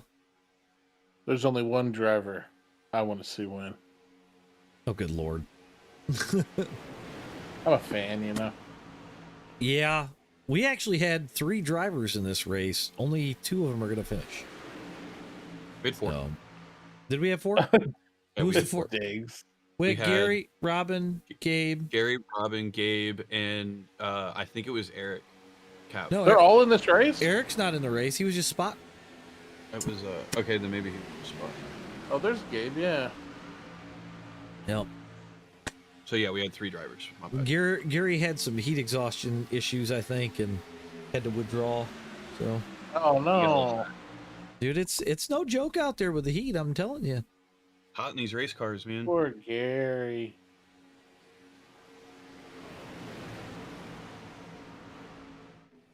Rob Collier getting left. Yeah, out. that high lane has completely fell apart. Rob gonna find a slot. He brings it down in. He's gonna sit there about 9th position. It looks like 8th position. He's got his teammate Matt Yost not too far behind him. I think he's hoping for some work here.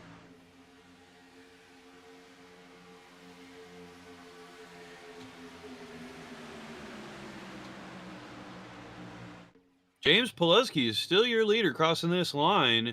161 laps down. That move on not taking that pit stop after that caution really has started to pay off for him right now, but it makes me wonder, how long can he keep it up? On board with Rob. God, I like the way this camera work looks. Just looks nice. I like it. I love the camera. Really puts it into perspective on what these drivers are seeing. Oh, yeah. And it's funny, even though you're in a sim rig, and I guarantee you that you two have done it too, you go into the corner and you tilt your head. It's the weirdest thing. I don't even know why. I don't even know why, but you do it. You definitely do it.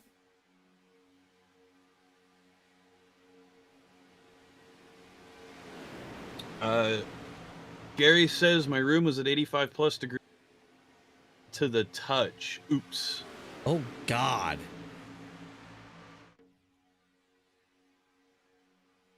I don't know. Rob, so Rob's a character. I've seen him in was it a Care Bears car? Or was it a My Little Pony paint scheme in the 87s? The only one that rivals that is JD's My Little Pony paint scheme, I think. I don't know what you're talking about. It's in a Funny Moments video. Oh, we're under caution in the back, and Robin's in it hard. Oh no! I'm not sure what happened. I'm looking. Oh, I got it. It was the 48 car. Oh, Gabe claimed it. She should still have faster. There was a checkup. She still has a faster, so. Charles, these cars have been trailing sparks pretty much all race. Oh man, the 9 just arca brakes right into the thing. Poor Robin. Holy schmoly. The 9's up on the wall. Robin's car is really not that bad. No, she still let's watch it finish. She might have gotten plowed into. No, that's the back of the pack. That's it. Yep. Can we stop destroying Robin, please? All right. James Pileski is your leader. Jason Foskey is in second. Justin Coleman is your top 3. Luke Underwood and James Meyer rounding out your top 5. Joe Thompson, TJ Floyd, Rob Collier, Taylor, and Garrett are rounding out your top 10. It's getting late. English is hard. That it is. I have done more talking today than I've probably talked to them. So, Charles, the one thing about these cars is they don't get updated regularly like the other content. So when it gets a new tire model, the setups tend to stay the same. And so the car winds up sitting lower. Uh-oh, Robin towed. No! I wonder if the front end got broke bad enough. Oh, they've only got 59 minutes to finish the race from what I'm hearing. Yeah. So... Oh, they should have plenty of time, as long as it doesn't turn into a, Yeah.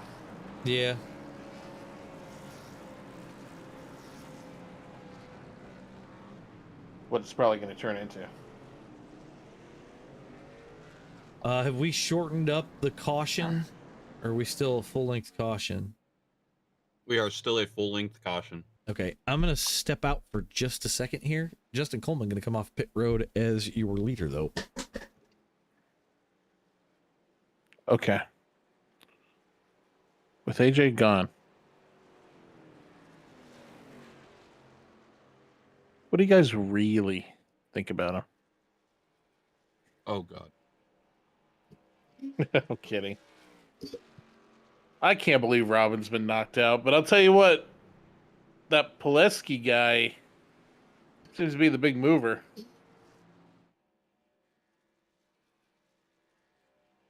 Pileski. Foskey. Leskowski.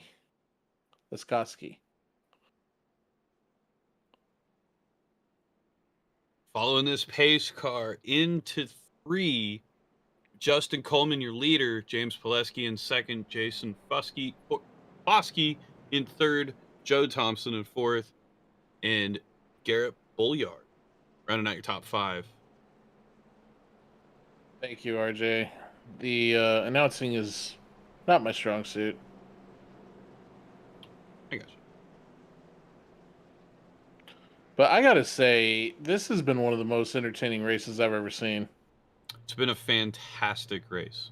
And they got a whole series based around it. Whoever threw this up, I gotta get in on this, man. I will hook you up with Wesley after the race is over. So Thomas said hi. he's got so they're running a host of different cars, different super speedways, but the whole thing is it's all super speedway.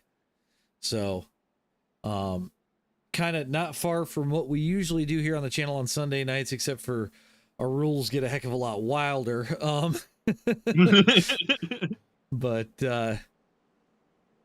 why does it show Justin in the pits, but he's rolling around the track? Did my overlay break? I don't get it. I think so. Well, you know, it's finicky sometimes. Robin's still sitting on pit road. I don't think her toe's done yet. So she's gonna be 2 laps down here. Yeah. So hopefully she can get off pit road pretty quick. She still had a fast repair, so Okay. she'll be able to get right back off. I was gonna say you could check that because you're in there as Yep, spotter. I already looked. Inside information. This is how we broadcast. I'm in as a spectator. He's in as Robin spotter. Hey, we gotta be able to know this stuff. Information on the fly. Robin is off of pit road. Yay!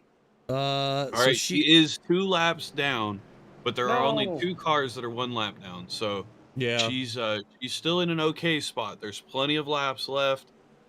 I think if we get another quick caution, she takes a wave around, something like that. Absolutely. And then and I'll say it now. These boys are pushing. Yeah, they're pushing pretty hard. I'm already gonna expect another caution. So. What a great race, though. It's been fun. Been a lot of guys still staying in this too. 14 is off. He's gonna get a good gap, try to gap everybody out here. Robin's already at full song. She's gonna catch the back of the pack very quickly. Nice pun. Pun. Singing bird. Oh, ooh, they doored. The 93 getting doored. Oh man. 2x2 as we come off of turn 2. 14 getting a hell of a push down the backstretch. I wonder how much like beef there is right now. Oh, you know temper's got to be flaring. Well, I'm not in the session. 93. I'm kind of just watching the broadcast. Out to dry. He's gonna try to file in. It's gonna get tight on him. 2 wide, fighting for 4th, crossing the line. Collier and Yost have hooked up. on that high lane. Robin's lost the draft, which may not be the worst thing in the world. They just can't seem to get that high line going. Well, they do, but it takes forever, it seems like. That's going to let that second pack behind him catch back up.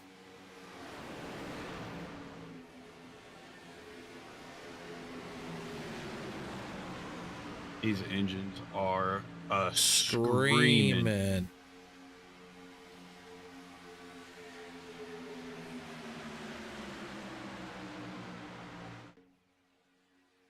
Let's get a turn-up session going on. Right.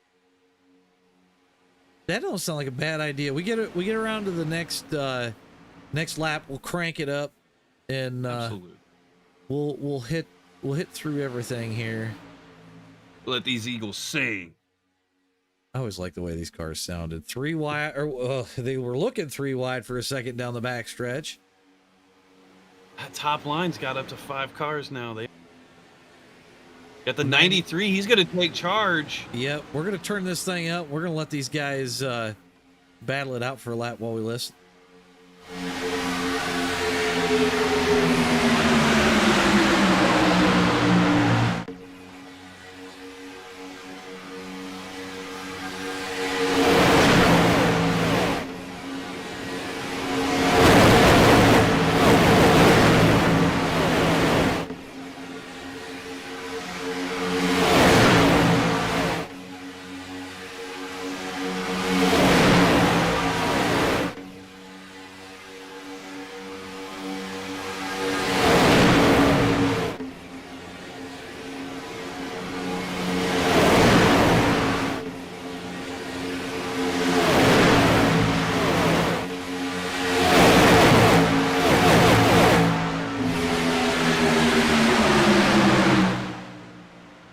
All right, 93 all the way up to the lead on that lap. Still got the Top 3. line's pushing. I was gonna say they are moving. I just want to point out that digger cam was point. The pit road digger cam is probably the best. Oh, with the Here's sparks coming off of it. Here's an interesting one for you. Wesley Hogue, who was down 3 laps earlier, sitting P4. Nice driving. Pretty good. Oh, we got drama coming into the pit road. Coleman sliding in. I didn't see what other number that was. That's staying green. You got a number. No, they're caution. Yellow flag's out. The 14 and got into the 3. Took the 21 a little bit with him. Let's roll that back. Change our camera here just a little bit. I think they're mad. Did he get bumped from behind? No, the 14 drifted a little bit, and I think with some of these cars, the physics is weird, but they make it right in front of that 29 car. It looks like they fixed a lot of the netcode issues, though. He backs it into the wall. The 14's backed it into the wall a little bit. Front end looks okay, so I think I'd save the fast repair if it's me, but that's gonna. They're calling for a quick caution. That's be quick. what I heard as well. Just under DJ Floyd making his way up to the 5th. I think we're gonna go green with about 25 laps to go here. It's gonna put Matt Yost up to 2nd. I don't know if he's got some damage. Nope, it's just the way that the graphic looks. I think with 14 shot glasses, we are losing consciousness. Oh, I think that's already happened. Later, Diesel. Appreciate you watching. Bye, Diesel. We love you.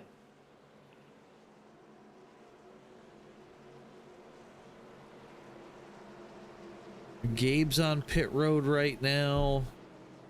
I think if Robin's smart, she stays out, picks up a lap from all of this, because I still don't think you might be able to. It's gonna be close. I think you're gonna see guys come for tires, maybe. You got Pileski leading the pack down onto pit road. Let's take a look and see if he takes tires. As he slides into his pit box.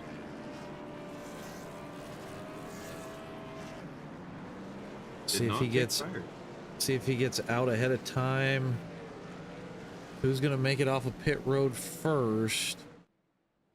It will be Pileski, then Hogue, and Collier.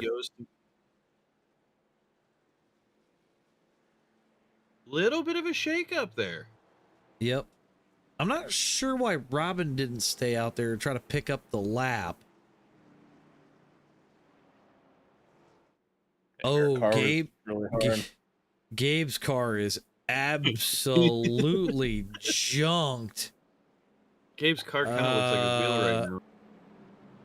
I'm pretty sure he's a modified at this point, and that right front tire is pointed inward. I mean, at this point, you're just trying to get the points, right? You're trying to survive. Yeah, you're trying to survive for the points. Yeah. He said he's going down pit road. It's junk. So this is a league that runs full-length races? The Daytona 500 is full length. The rest of them are about half distance. Man, oh man, I wish I knew about this.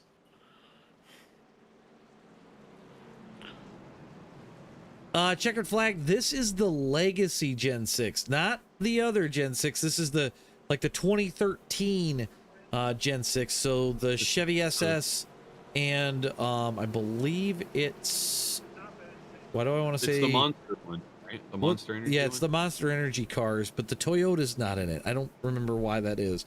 I don't think they scanned it, maybe. All right, James Pileski going to lead us to the line. Rob Collier leaning on him as we get ready to go green. They are sitting door to door with each other. And Rob Collier, he's got Matt Yost right behind him. Yep, we're off. Pileski is taking that green flag and running away with it. Wes right behind him, pushing him. Yep.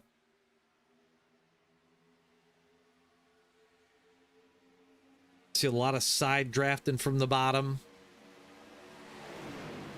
Looking for absolutely any piece of air that they can get. Yost pushing hard on the back of Collier. They try to get that two car tandem moving. I just don't think this car has it. They need a third. You need a third. Especially if you're going to try to go toe-to-toe with them. I mean, they're digging, but Pileski and Hogue, Bolliard, Floyd, Leclerc, all going to clear. Robin and Matt are probably going to drop in here at this point. 18 cars on the lead lap. 20 cars out on the track.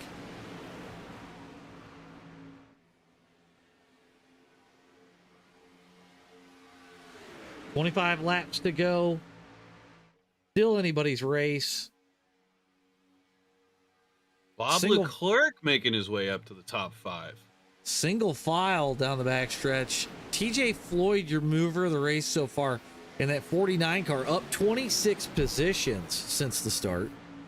Dude is wheeling that car. And I just want to point out, he has the lowest license in the top 5. That he does. And he is just showing them ripping. He can compete.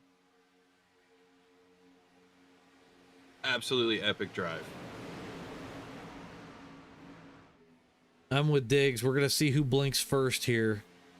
Absolutely. Oh, they're going to fan out 2 by. Sound like there might have been a check up in the back of the pack. I think Rob had to check. See if he can drag these guys back to that lead pack. This he may really just needs to close that gap. This may just be the stretch out that they needed. James Pileski is definitely confident right now, but he definitely is keeping an eye on that. Rob's got the fishing reel out because he's down to 0.79. He's got their draft. They are coming in hot. He is a man on a mission, and he wants his lead. If he could keep it going, now would be the time to swing to the outside. I would not be surprised to see Rob go. And it looks... He'll make his move coming into 3. Takes the high side. Got Matt Yost right behind him, but nobody went with him. Yep. They're trying like hell. He's got that side draft. Pileski still leads. Hogue second. Bulliard third. You got 2 more coming up on that top side. They're going to be looking to push Rob and Matt. That might be just the push that they need. You only need a couple more cars. You can get it moving. And if you got Rob Collier leading, you got a good shot at going for the front. Justin Coleman and the 4 car, the General Lee car, is going to be working his way to the top. This top line might start moving. Rob's reeling him in. He's down 0.17 off the leader. 0.15 off the leader. 0.1 off the leader. That top lane's ripping, guys.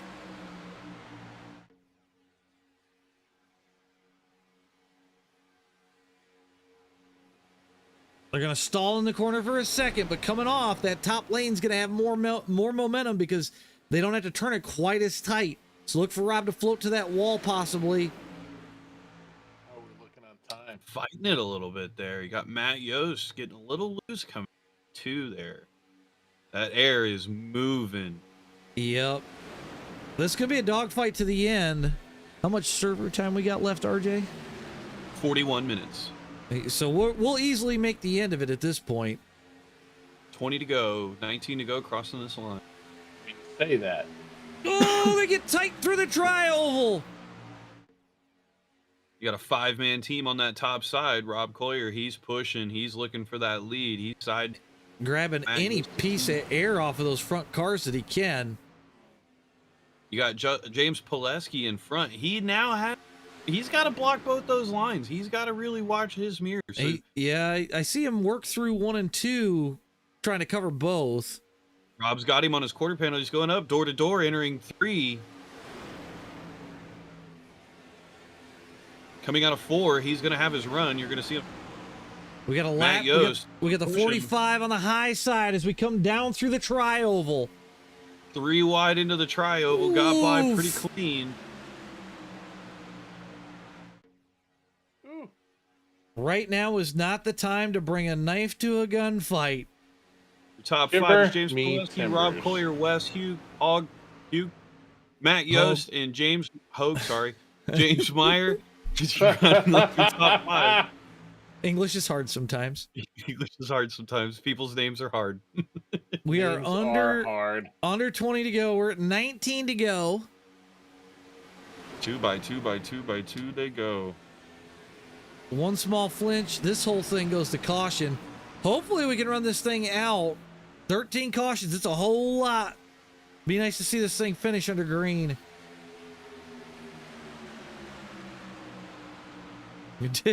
As Dig said, in about 9 more laps, this gunfight's turning into a tank fight. Ooh, Yost getting a little loose. Yost got loose. That's going to let Rob fall off the front of the pack a little bit, so they're going to have to push back to the front again. All that ground they made up, they're just going to have to back. Matt Yost with the push on the outside. He's going to coming. I was going to say, they're coming back. They're down to 0.05.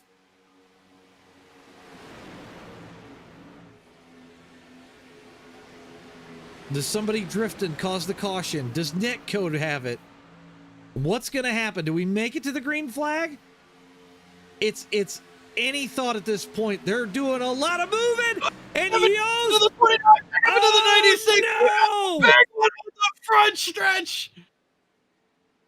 Oh. James Pileski and Wes made it out of there in your top 3. Roll this back. I'm going to far chase this. So he's behind Rob. Everything looks good. I think Matt got loose. Yeah, that car just traveled for no reason. That's wild. He was walking sideways through the tri-oval. He's still trying to keep it up. The 5 tags him. They just kind of pile in. Nobody had anywhere to go. No. I know she's not in the race, but Danica Patrick would be in there, right? It looks like I just saw Robin in the wall there. Mm-hmm. Looks like she's clean though. So we'll go back live. We're doing it live. We're doing it live. Yeah. Man. Yeah, Robin touched the wall a smidge to not kill that 29. I imagine they'll probably shorten the caution here. I guess we'll see. I am not seeing an update for this I time was gonna around. say I have not heard anything about shortening the caution. Would you shorten it? No. I think this close to the end, I'd give them a long caution. Let some guys that may have damage try to, kind of get back to fighting chance. Because right now we've got about 18 cars in the lead lap. I don't know how many are going to be left after this. 7. No, there's going to be more than that. Bob Leclerc, though, looked heavily damaged as he comes down pit road. Front end of that car knocked off. See if he's got a fast repair. He does not have a fast repair, so not looking good for him. Kyle Hendricks with a little bit of damage. I think he's still trying to repair that without a fast repair. The 29 in that as well. Matt Yost has damage. Jared Bolliard looks clean. Maybe getting some tires. So, James Pileski, your leader. Rob Collier, second. Wesley Hogan, third. James Meyer, fourth. Taylor Laskowski is fifth. Michael Ziegler, sixth. Justin Coleman, seventh. Roy Grand, eighth. Luke Underwood is going to be ninth. Joe Thompson in 10th.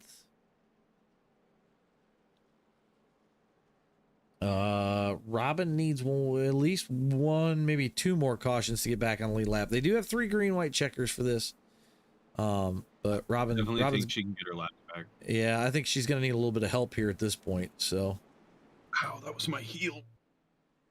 Just kicked my sim rig. I've slid on the flooring that I have down here and smashed my pinky toe into my profile rig. That hurts like an SOB. Oh. Lights are out on the pace car, so we are going to go back racing. Or shortened, yes. This is where you're going to start seeing some games get played.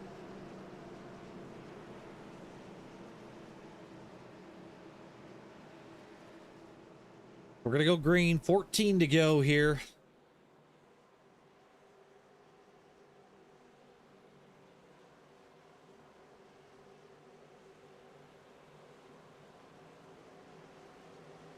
He started it. Big check. Bottom side. They're going to get stretched out pretty good here, it looks like. Yeah, we've got 18 cars on the lead lap.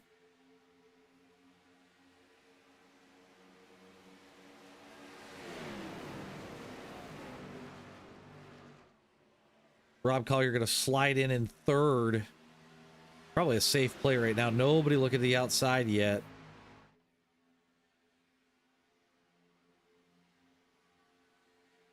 Single file down the backstretch.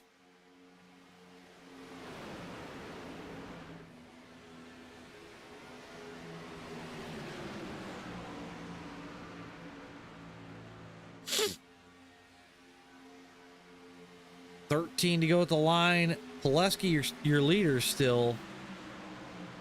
Hogue looking for a way around. Rob Collier pushing. There's a 3-car breakaway up front at this point. And they're still pulling. That back line finally all caught up, so I think maybe they'll start to push in. Yeah, they're catching up.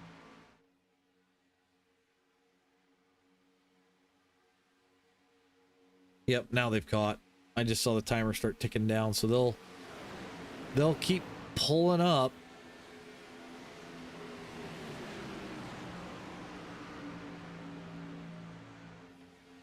Pileski, Hogue, Collier, your top three. Then we got Mayer, Laskowski, Coleman, Ziegler, Underwood, Grand, and Mann, your top 10.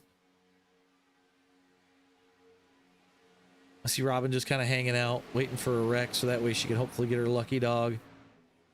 Oh, she can really She's hope just for it chilling this in the one. back, watching them, just watching, waiting, watching. These guys will definitely, once they're getting argy-bargy here in this pack that's right behind the leaders. You see the 96 pushed up to the high side. He's going to drop down with the 83 now taking charge. The 14 of Justin Coleman behind him. Yep. You have a few cars on the top side. We're going 3 wide into the middle of 3 and 4. Looks like the 96. That hit is going to cost him massively as Robin goes by. Yep, he just All the lost way all dropping down. speed. You got the 90 or the 29 and the 04 on the out, kind of stalled next to Kyle Hendricks there. Looks like the 83 and the 14 have worked this pack all the way up. They've caught the leading pack now. Rob Collier is going to have his rear mirror full of race cars hungry to get around him. Checker, to answer your question, they got $100, I think, up for grab for the season. So, do we know how many green white checkers there are? there are 3. Hopefully, we don't have to use any. Rob Collier kind of looking at that outside line. I don't know. I think he's posturing to see if somebody wants to go with him, maybe. The 83 and Justin Coleman. Justin will definitely go with him. He's been liking that high. We got the 29 coming on the high side, so maybe we'll see Rob pull up here in a second.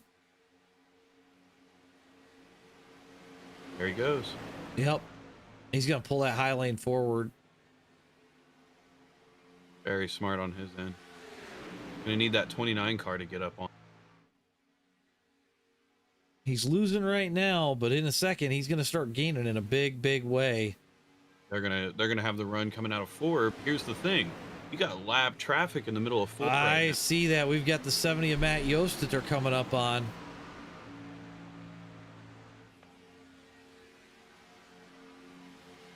Collier's starting to get some momentum back.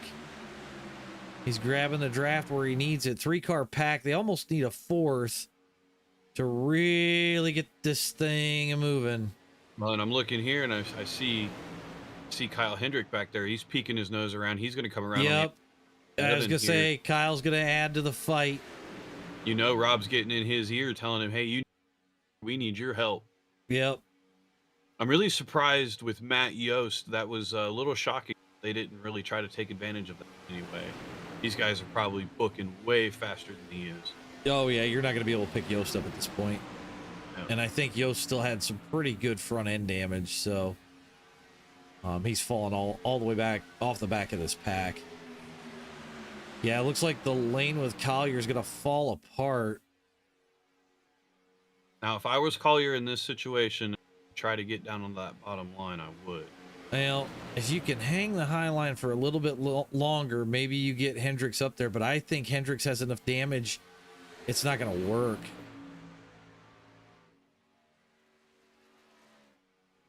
Collier. 29 is going to go up on the high side. They're going to try to give it a shot. 7 laps to go when we cross the line. The 83 comes up a little bit. Collier pulls the draft. They got to get bunched up a little more to get that momentum going, because it's going to take them about 2 laps to really get things moving. They're locked in, 5 on it. Looks like the 83 is kind of flirting with Rob Collier there. Very risky move. James still comfortably sitting in the lead with Wes behind him. Rob Collier's definitely got his eyes set on that target, and they have the ability to push it. You got a lapped car on the top end coming into 3 here, 45. This is going to cause a little bit of an issue. They're going to get tight going into 3. They make it by. He puts it into the wall. Collier grabbed the draft, and it worked for a second, But when they went to go around, it just killed the momentum. So now they got to build back up again. They're Getting bumped, they're bumping. very wobbly in the middle of the pack there. Robin backed off of the pack, which probably isn't the worst thing in the world. She's seeing these guys dance, and she's like, nope, I Nope. do not want part of that. Yep. She is in probably, in my opinion, she's in a good spot. Rob side drafting hard. He's got it down to 0.14 to the lead. You got the 4 that's going to bump the 29 to bump Rob Collier in the 02. It's going to send him forward coming into 3. He's going to have a little bit of a run coming out of 4. We're going to see if he can capitalize on this at all. Unfortunately, it looks like it's stalled out of hair. Yep, they're stalled at the moment. He got to get that 5th car back. He needs Kyle to get back. I think that front end damage is just too much. And the 29 drops back to the bottom lane. So it's a 3-car deal up top. There's the drop. They're coming to the lap car of Leclerc.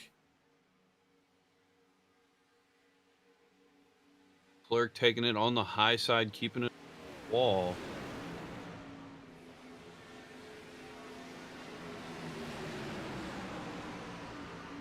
Time to get skinny, boys. Yep. They clear Leclerc. Crossing the line. Collier just cannot break the bubble on Hogue. 26 minutes, by the way. Okay. Yeah, we should have plenty of time then. Man, he gets to the back of Hogue. They go into the corner and they just lose it. Okay, Hogue's going to the outside. There you go. Pileski tries to cover Hogue around. Oh, they're up in the wall. They keep it rolling. Hogue to the lead. Wes Hogan is into the lead, coming into. We're going to be 3 to go at the line. Justin Coleman in 3rd on that bottom line. Now remember, if this thing gets to basically 200 yards from the line, they cannot manually throw a caution. It will go official. Will go official. Rob Collier's pushing it 3 wide into 1. He's got his eyes set. He's got to run. He's getting turned by the Save it! Saved it! He saved it completely. What? That's going to put Pileski back to the lead. But he's got Coleman breathing down his neck right now, and they are alone.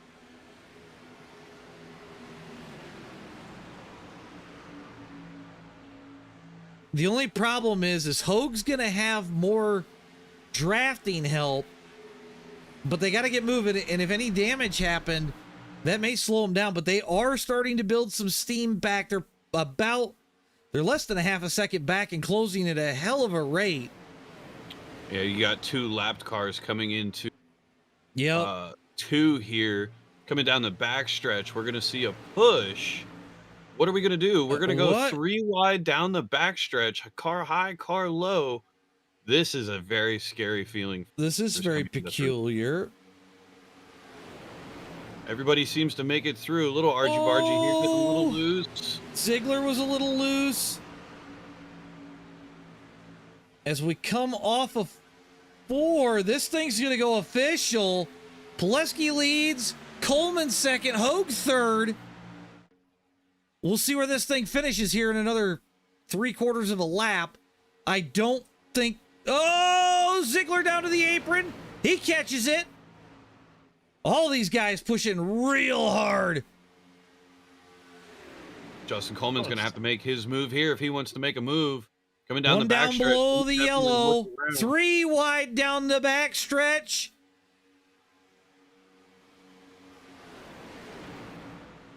Justin Pileski goes a little, or James Pileski goes.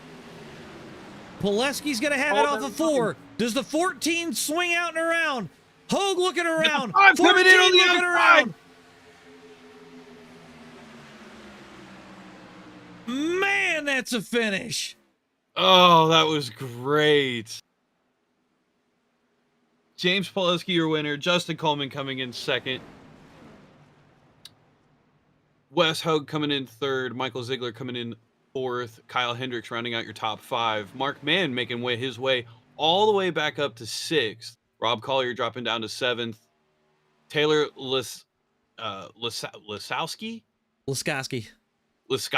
is in eighth, Jarrett Boiler in 10th, and Joe Thompson rounding out your top 10. All right. I'm waiting to see if we get some people into the waiting room here in just a second. Get the results up on screen. Absolutely fantastic race. That was Great a nail job. biter at the end. I'll say that for sure. Holy Great cow. job to all the drivers. Great job to race control. Great job to absolutely everybody that has put together on this event, worked together on this event, bringing together amazing people. That was one of the best races and attitudes I have seen. I definitely think that, you know, this is a good start to the series. And hopefully we can get some people in for interviews. Looking around, I'm gonna have to do this. I don't want to click off of streamer mode, but I'm gonna have to do it because I can't see names in Discords. I don't have anybody in the waiting room yet, so we're just gonna go ahead. I'm gonna start pulling people because we'll get that taken care of.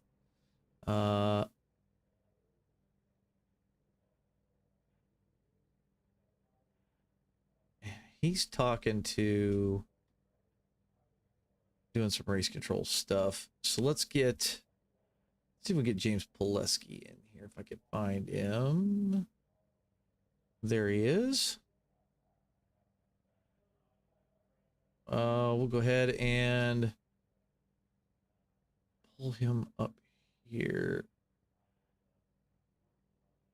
I was waiting to see if he was gonna jump up. Give us just a second here, guys. We'll have some interviews here in just a second. I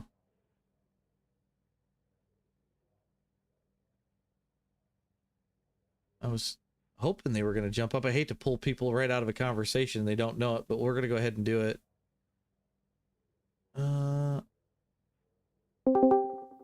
James, boys up in the booth, we got you? Oh, hey, buddy. 1 second. Yep. Sorry, I had to really pee right there. Sorry. I've been holding that. We get it. That was a long race anyway, so that's a lot of time to sit in the seat.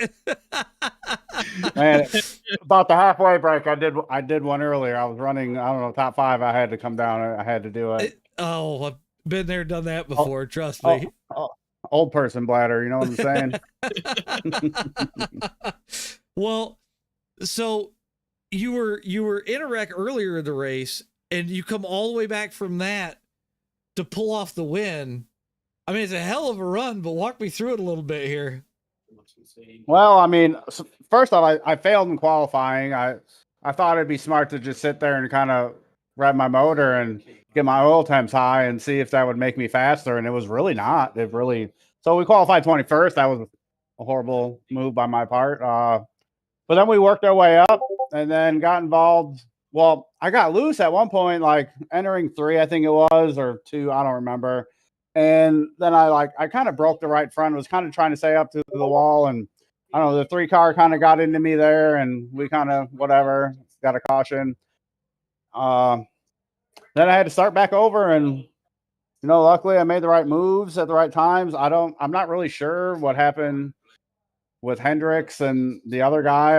I was trying to push the guy in front of me and I don't know if I came up or he came. I don't know what happened there. I didn't get to look at the replay because the guy wrecked me under caution. And at that point, I didn't really care to look at it and see if it was my fault or not, you know? So felt like that was a dirty thing to do at the end of a race, but it is what it is.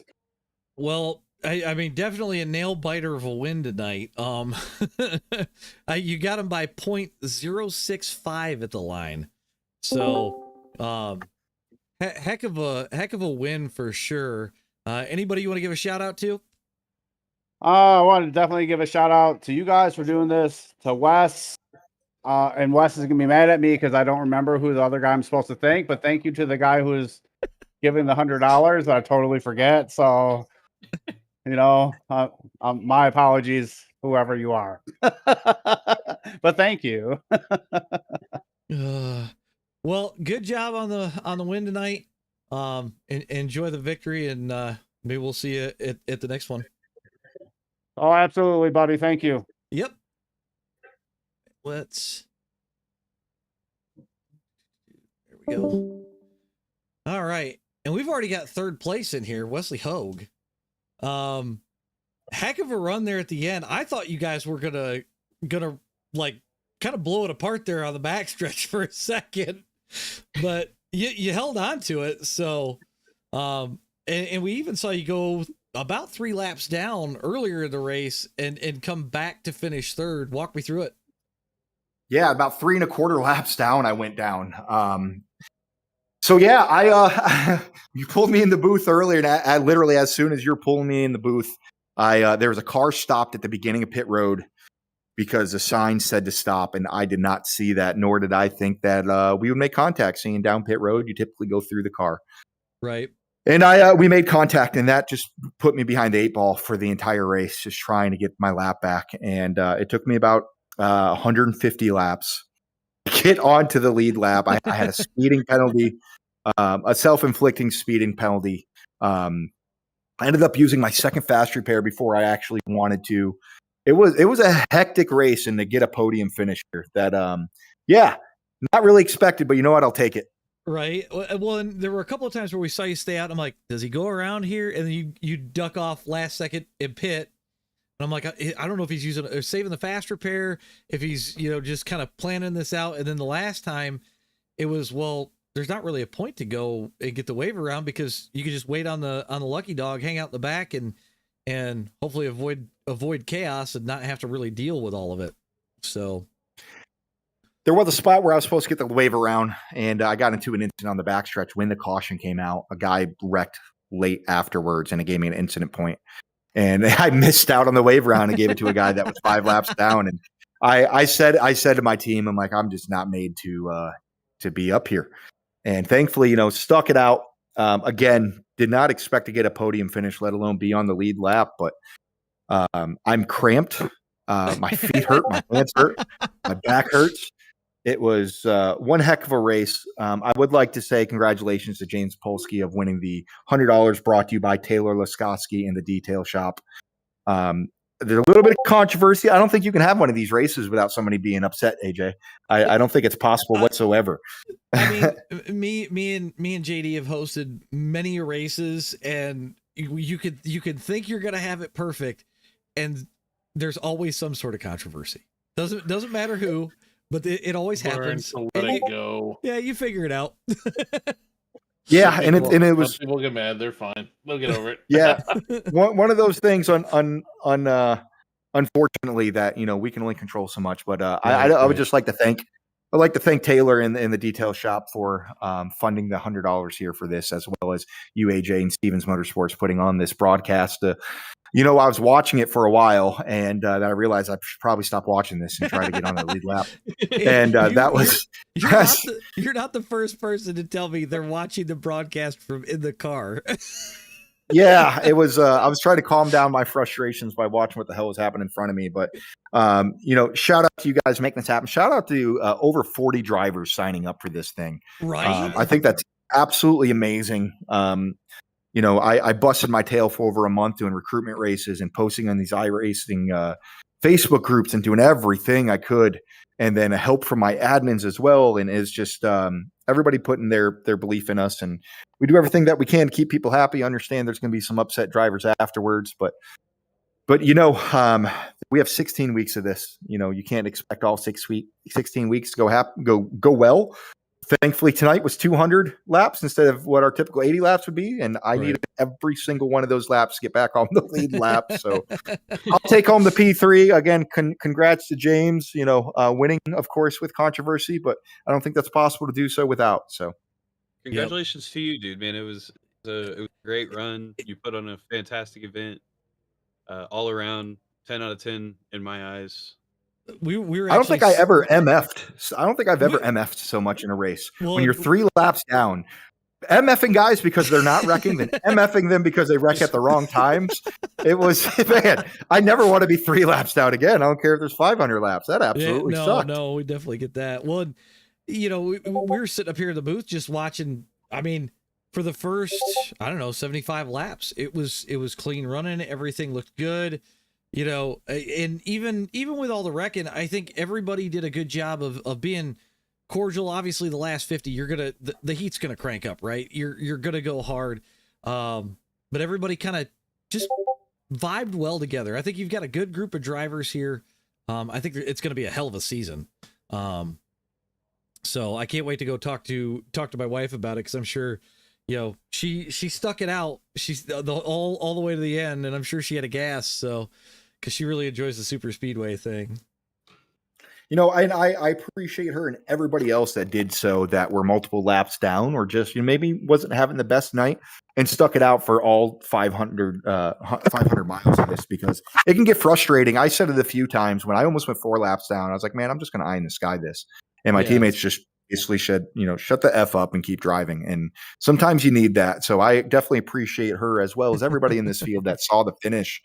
Because, you know, it does get frustrating. It gets late. We're all cranky. We're all ornery. You know, we went to doing 1 lap cautions to get through this a little bit quicker. We're getting close to the time frame coming up. So, Yep. Yeah. I appreciate you guys staying up late with us and having some fun. And hopefully we'll have you guys back on here very soon. I had a blast calling this thing. I know we still got to get Justin Coleman in here. So I didn't. Are you going to hang around while we interview him, or? So I think I think my NyQuil is kicking in. You know, you drink enough of it and it'll keep you awake, but now it's, you know, it's closing time, as the band says. So. I hear you. But no, I appreciate it. AJ, I'll probably send you a message tomorrow morning, kind of to debrief with you again. Thank you guys so much, all y'all that helped here. I appreciate you guys, JD, RJ, AJ. You know, from what I saw, you know, AJ, I know you haven't been doing this too long, but the broadcast looked like you've been doing it for years, and you guys sounded good. And I definitely appreciate you guys doing this. We definitely try our damnedest to give you the best view we can give you, and the best commentary. But thank you for having us in here to do this thing, because it was a lot of fun. JD came in about halfway through it. He's like, I wish I knew about this league. So, yep. But yeah, don't expect it to be that clean for that long for the rest of the season. That's just because it's 200 laps. Man, it's but I'm happy it was speedway racing. Yeah. Now I'm going to go put on ice on things that I didn't know that could still hurt at 35. So you guys have a wonderful night. Thank you again. You too, bud. All right, let's get James Coleman in here for our last interview. We'll grab him Justin Coleman, sorry. We'll grab him really quick. Justin, second place on the night tonight. Solid run. At one point, we saw you try the high lane, and it cost you. You went all the way to the back, got a caution, and came out of the right spot, and it seems to have worked out. Walk us through the night. Man, first off, this is the longest race that I've ever done. Period.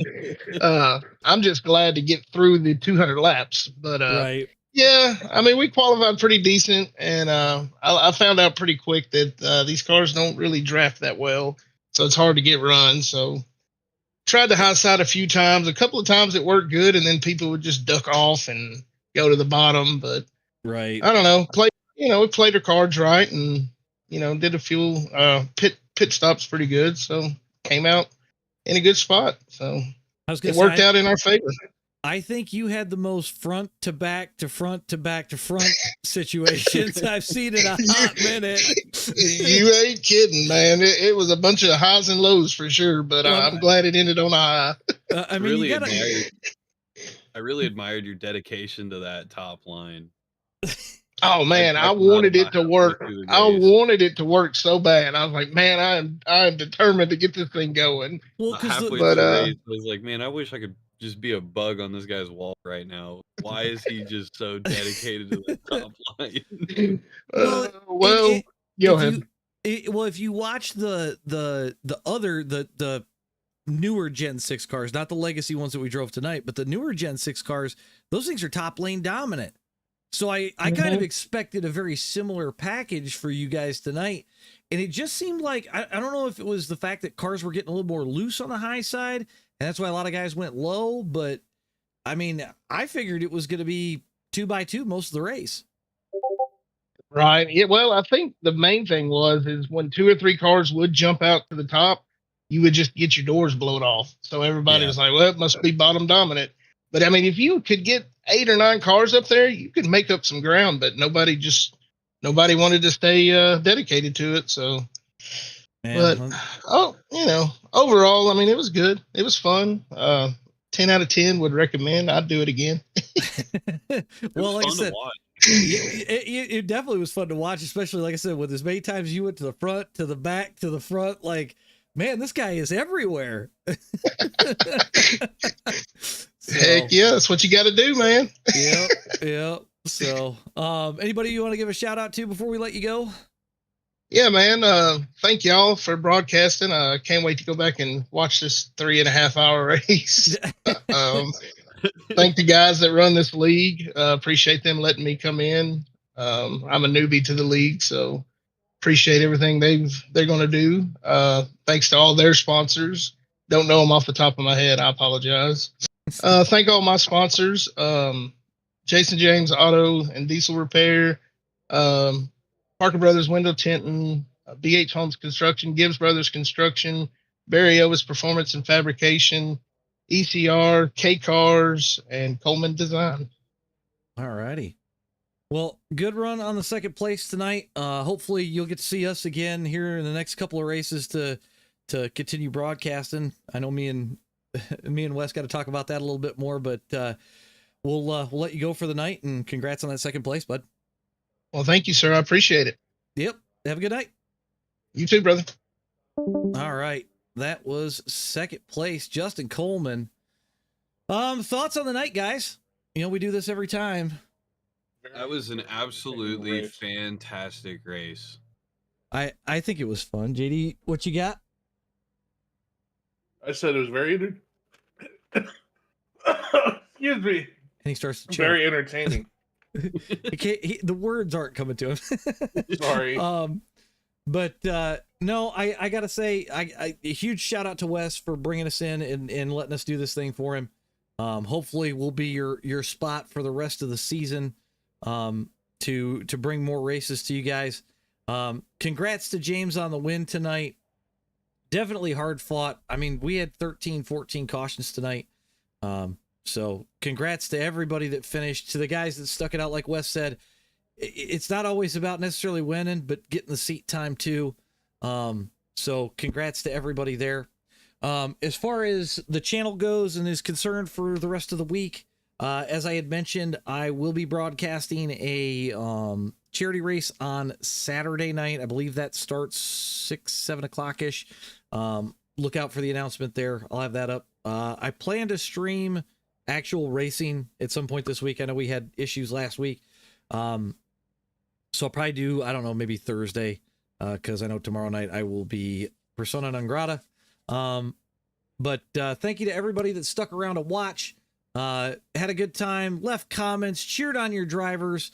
Like I said, hopefully we'll be back for some more racing this season for you guys. But everybody have a good night. Have a good rest of the week. Stay cool out there. Stay hydrated. It's crazy hot. And we'll catch you guys all for sure on Saturday, but probably Thursday for a regular stream. Everybody have a good night. Catch you next.